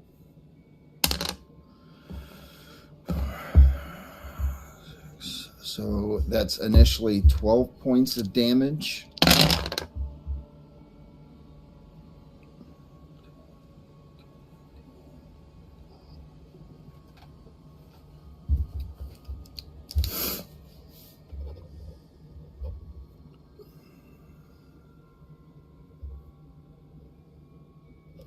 And it's only 81 points of damage. Only 81. Okay. And so that's my action. I had to use my bonus. So Spider stays where he is. I'm going to stay where he is, and we're good. All right. Next up, it's the Carno, who is going to make 3 attacks against Safi. Yep. Saw that coming. The first attack is a bite. Mm-hmm. Natural 20. Definitely hit. Natural 20. Oh, damn.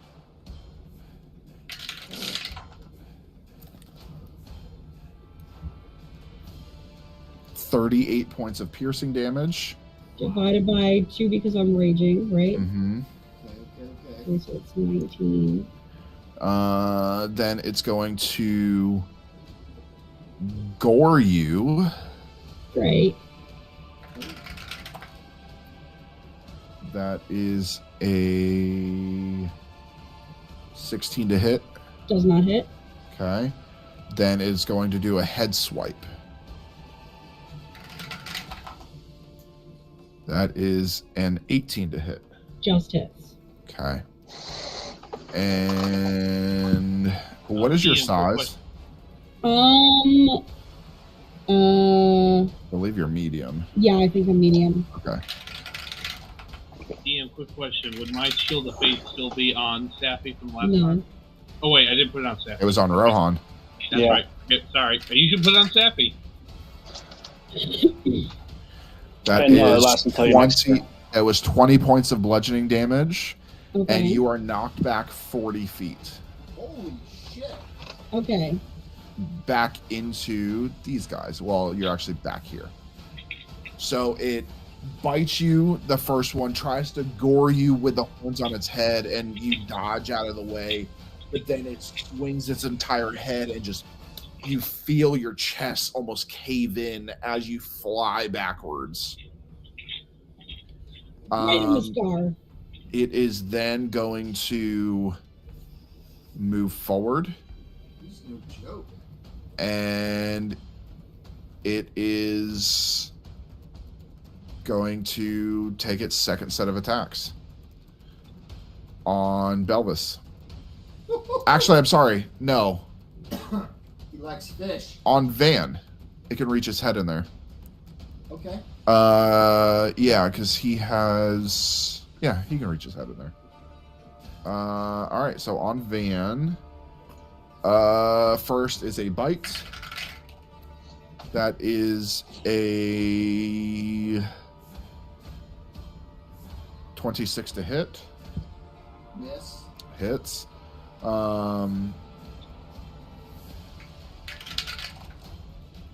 11 points of piercing. Next is the gore. That is a dirty 20 to hit. Miss. Hit. Ooh, the gore. DM, I'd like to use my sentinel attack on him since I'm right next to Van and he's attacking. I'm within 5 feet, and he's obviously going against Van and not me. Okay. So what does your sentinel do? According to this, I'm allowed to make a melee attack against him.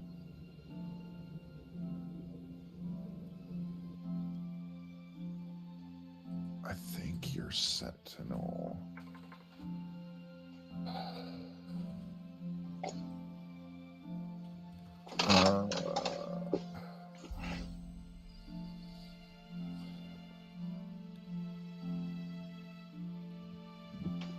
Okay, yeah. All right, let me finish this because he still gets to do his attacks. You just get to do it after. So that is 13 points of piercing. And then he's going to make a third attack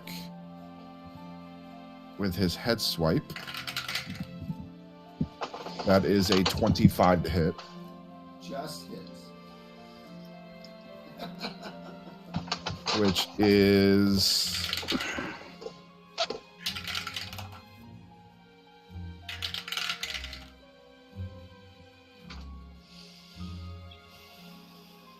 21 points of bludgeoning, and you are knocked back 40 feet. So you are back here by Arlie. Belvis, go ahead and try and attack. You can use your reaction. Okay. 28 to hit.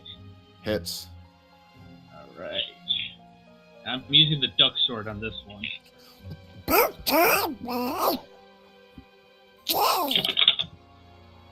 That is. Oh, that's 9 damage. Okay.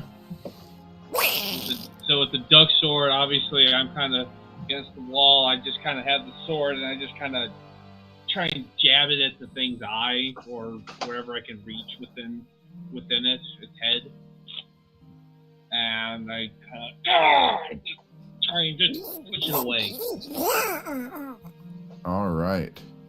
And then just to clarify with Sentinel, there are different ways Sentinel can be done. And I'm just clarifying this for everybody. So Belvis is using Sentinel as his reaction for another target. Right. So technically the creature's movement speed is not dropped to 0. Right. It's only if it's being used as an attack of opportunity. Right. So this creature can technically move. Belvis does not get an attack of opportunity because he just used his reaction to do Sentinel. So I just want to clarify that because he is going to move backwards because he gets 80 feet of movement. Holy shit. He's a big creature. He's considered a large beast. All right, that ends his turn. Bakira's up. Rohan on deck. So is Van. How far away from it did it just run from me? 50 feet. Cool! Because I doubt an hour has passed since I woke out. No. Cool. So I'm still in wolf form. I'm going up to that thing and I'm going to try and hit it. Okay. Get him! Dirty 20. Miss. Yep. All right. Second one. 31. Hits. Just hits. Kidding. Cool. It hits. So that would be. That's crazy. It's a big creature. Yeah. 8 points of damage. Okay. And I should have done this first. And I'm a dumbass for not doing this first. So I'm gonna bonus action.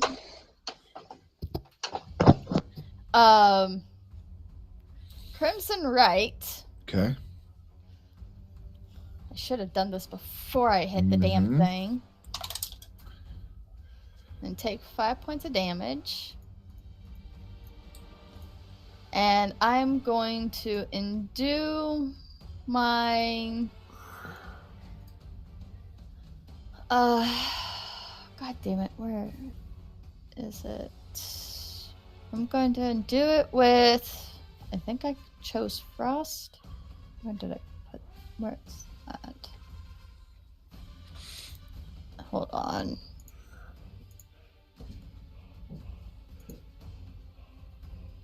That's not what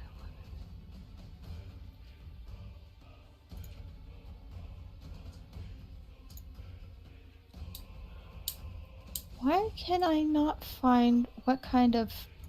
Okay, where the fuck? Crimson Right. Okay, I have...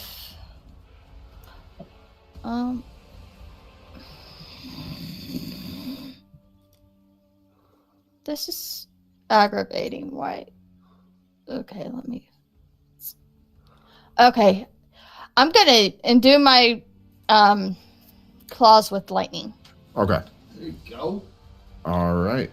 Is that end your turn? That'll end my turn. I Okay, should have done this before I hit it, but... Rohan's up, Belvis on deck. Alright, time to get to the fun stuff. Come on, Rohan. Oh, bonus action. Slayer's. I'm going to nominate the Carnosaurus as my Slayer's Prey. Okay. Yes. Yeah, let me get to that so I can read it what it does. As a bonus action, you designate a creature within 60 feet, and the first time you hit the target with each attack, you do an extra d6. This benefit lasts until you finish a short or long rest if you designate a different creature. There's also extra stuff to go with that fun stuff. It's basically, it's like Hunter's Mark. Right. Just And I'm specific to that. Gonna go ahead and attack it. Okay. Yeah, get some. That is a 16 to hit. Miss. Majorly miss. Yeah.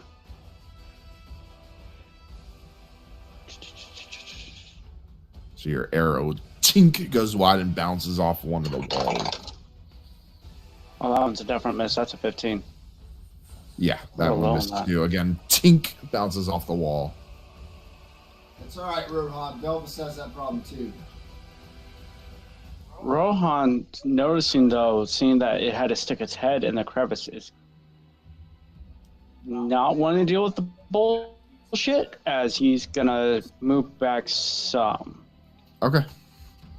That ends your turn? That will end my turn. All right, Belvis, you are up with Elowin on deck.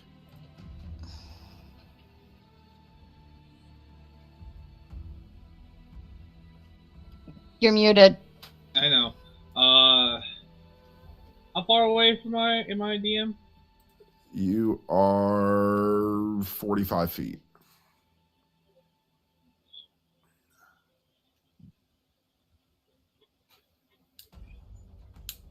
If I were massive. to activate my wings and propel myself forward, would that give me? Could I use that as an extra as a boost to my distance to kind of close the Your gap? So your flying speed is equal to your movement speed. Okay. So You don't get extra for it. okay. Plus, you would use an action to activate your wings. Yeah, I was gonna do this my bonus action, but all right, then never mind that. So, seeing Bakir up there, I'm going to. Should use your bow. Oh. Oh wait, that's gone. Damn. Oh. Okay, I am going to. I'm going to cast Guiding Bolt. I said, there you go. Be a No. paladin. My bonus action will be to move forward, but it won't be far enough. So in the meantime, guiding bolt, cast guiding bolt on the Carno. Okay. All right. Now, let's see. Why doesn't it? Doesn't get okay. So let me just roll.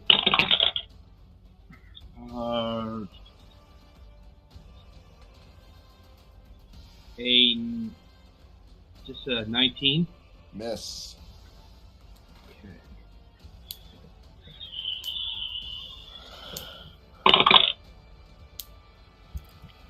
That is that's an 18. Okay, miss. So your guiding bolt's off to the side and it hits the walls, and some of the rocks crumble down, and some of the small rocks on top of the Austrium. Oh shit.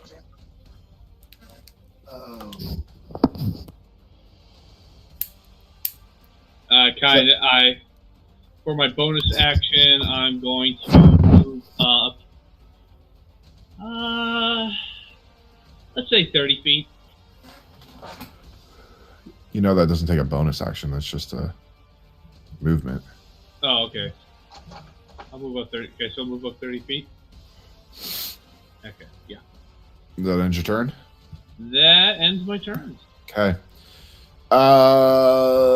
Elowen's up with Ari on deck. Okay, bonus action, gonna drop the rat form. Okay. Because I was trying to... Yeah, I was trying to get Arlie's attention, but she ignored me, so...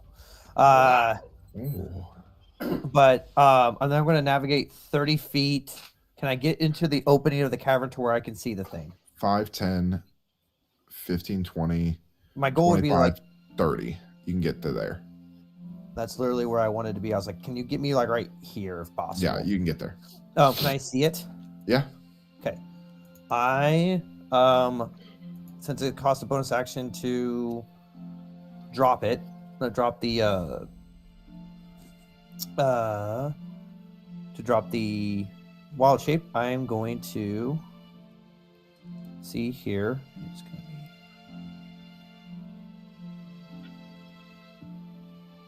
be okay. 45. Okay, I'm going to cast. I'm going to cast Moonbeam at 5th level on it, and I need a con He's save. looking at Arlie going, Moonbeam. Con save. Okay. That's what I was going to do.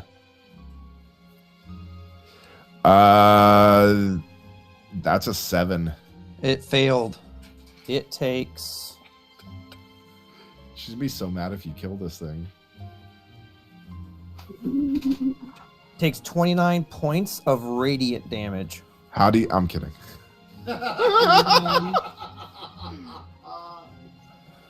And I'm going to just focus, like I'm holding the concentration on the moonbeam. Okay. And All right. that ends my turn. Arlie, you're up.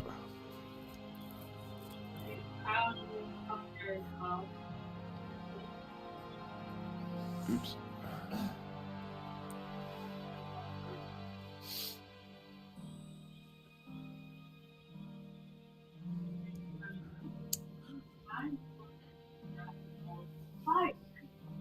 Okay. Okay.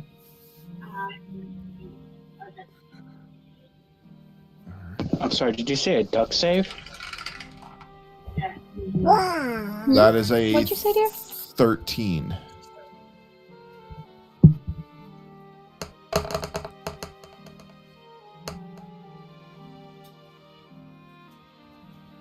I don't know what's going on, but I'm having connection issues. How do you want to do it? Yeah. Oh, It had 14 hit points left. oh.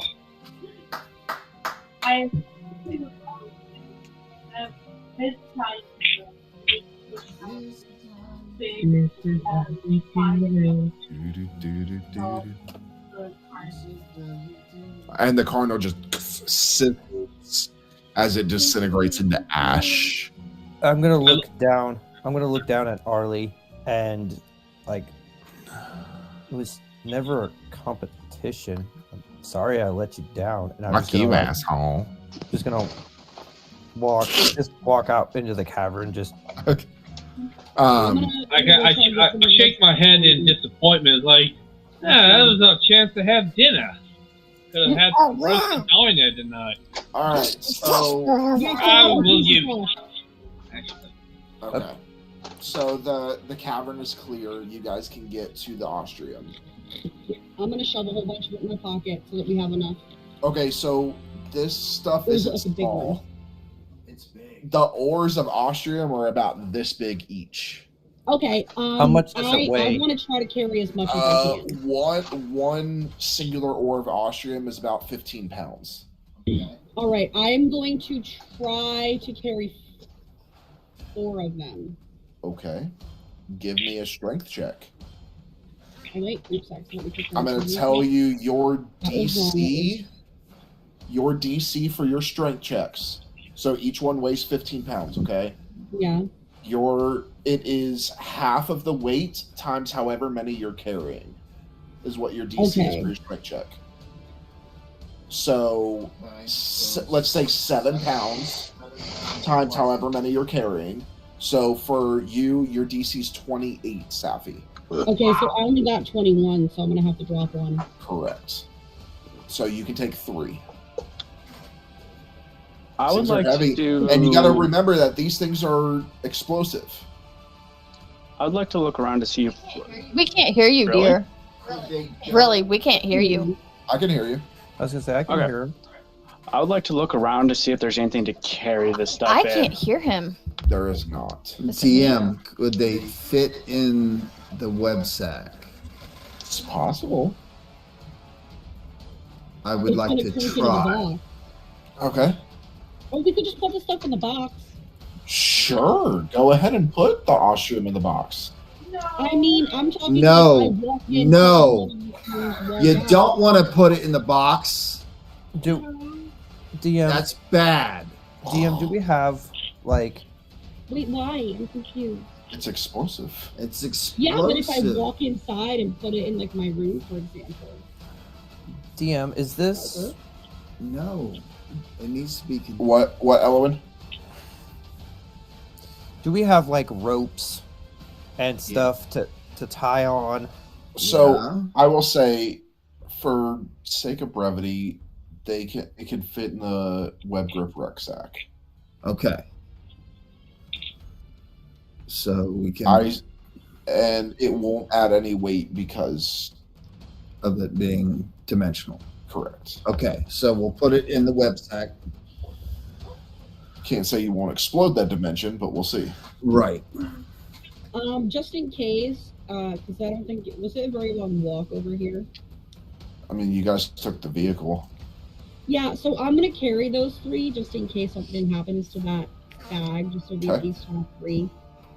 Okay. All right, so I'll say you guys load everything up. Safi's carrying the 3. You then go ahead and make your way outside of the cavern, and I'll say just so you guys can see where you are is like right here. This is where the cave was. So you get out, and as you're walking out, you hear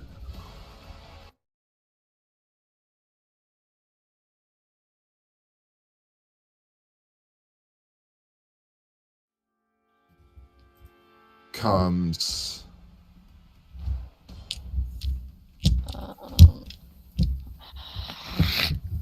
Motherfucker. oh, sorry guys, hold on. Yeah, we I forgot can't to see. move. I forgot to move you guys over. 1 second, it'll move over. Out from the trees comes a Gigantosaurus. Oh, motherfucker. What the fuck? So, in other words, we should run. And that's where we're going to end tonight. No! Oh, Ah! Jump in the box, they said. It'll be fun, they said. So, I want to thank everybody for joining us. I'm so stressed. Just a reminder that this Wednesday at 7 p.m. Eastern, right here on Twitch and YouTube, we will have Behind the Curtain, our talk show where we discuss everything that's been going on. And then a reminder that on the 3rd will be released mine and Ben's brand new podcast. Hell yeah. Scarlet Tavern, where we are discussing the serial killer Robert Berdella. That's going to be cool. So that one is not live, but it will release anywhere you get podcasts, as well as there will be a video cast on YouTube. So please join us for that. And then we'll be back here on Sunday at 6 p.m. Woo! So please, I'm sorry, another reminder. Yes. Is that we are continuing with until next week at 6 p.m. is the continuing of the giveaway for a Dungeon Crate box. Oh yeah. So please go to our social medias. All of our social medias have a post in regards to it. If you comment on their Dungeon Crate, you'll be entered to win. You must be here live to win it. Hey, DM, can I up the ante? Sure. Like, for instance, the Ravens just dropped these little guys off. Little tinies. So, how about we do this? Whoever wins gets the set of minis plus the Dungeon Crate. Okay. I will say if I can get on, obviously we're doing the Dungeon Crate post. But if I can get, if we can get 30 people in here for that, we will add the dice on as a separate giveaway. Okay. And we will also make a third person potion dice. You get a potion bottle with potion dice, and I will make you a liquid potion on top of that. I think that's brilliant. I'm all over that. That means I need 30 people in here next week. So please, everybody go share all of our social media. Yeah. Share all the posts so that we can do this giveaway. Dungeon Crate has been awesome, and I will let you know that the Dungeon Crate that you are getting is completely different from what the rest of us get. He is handpicking the items. Yes. So it will be a special one just to you. And I will even up the ante. Oh, okay. If we can get the 30 people, not only will we do the triple giveaway, okay, I will make a quadruple giveaway, and Dungeons and Magi will buy a 1-year subscription to Dungeon Crate for a viewer. Okay. So, okay. Share all of our social media. Get everybody in here. Grab your kids. Grab your wives. But yeah, so please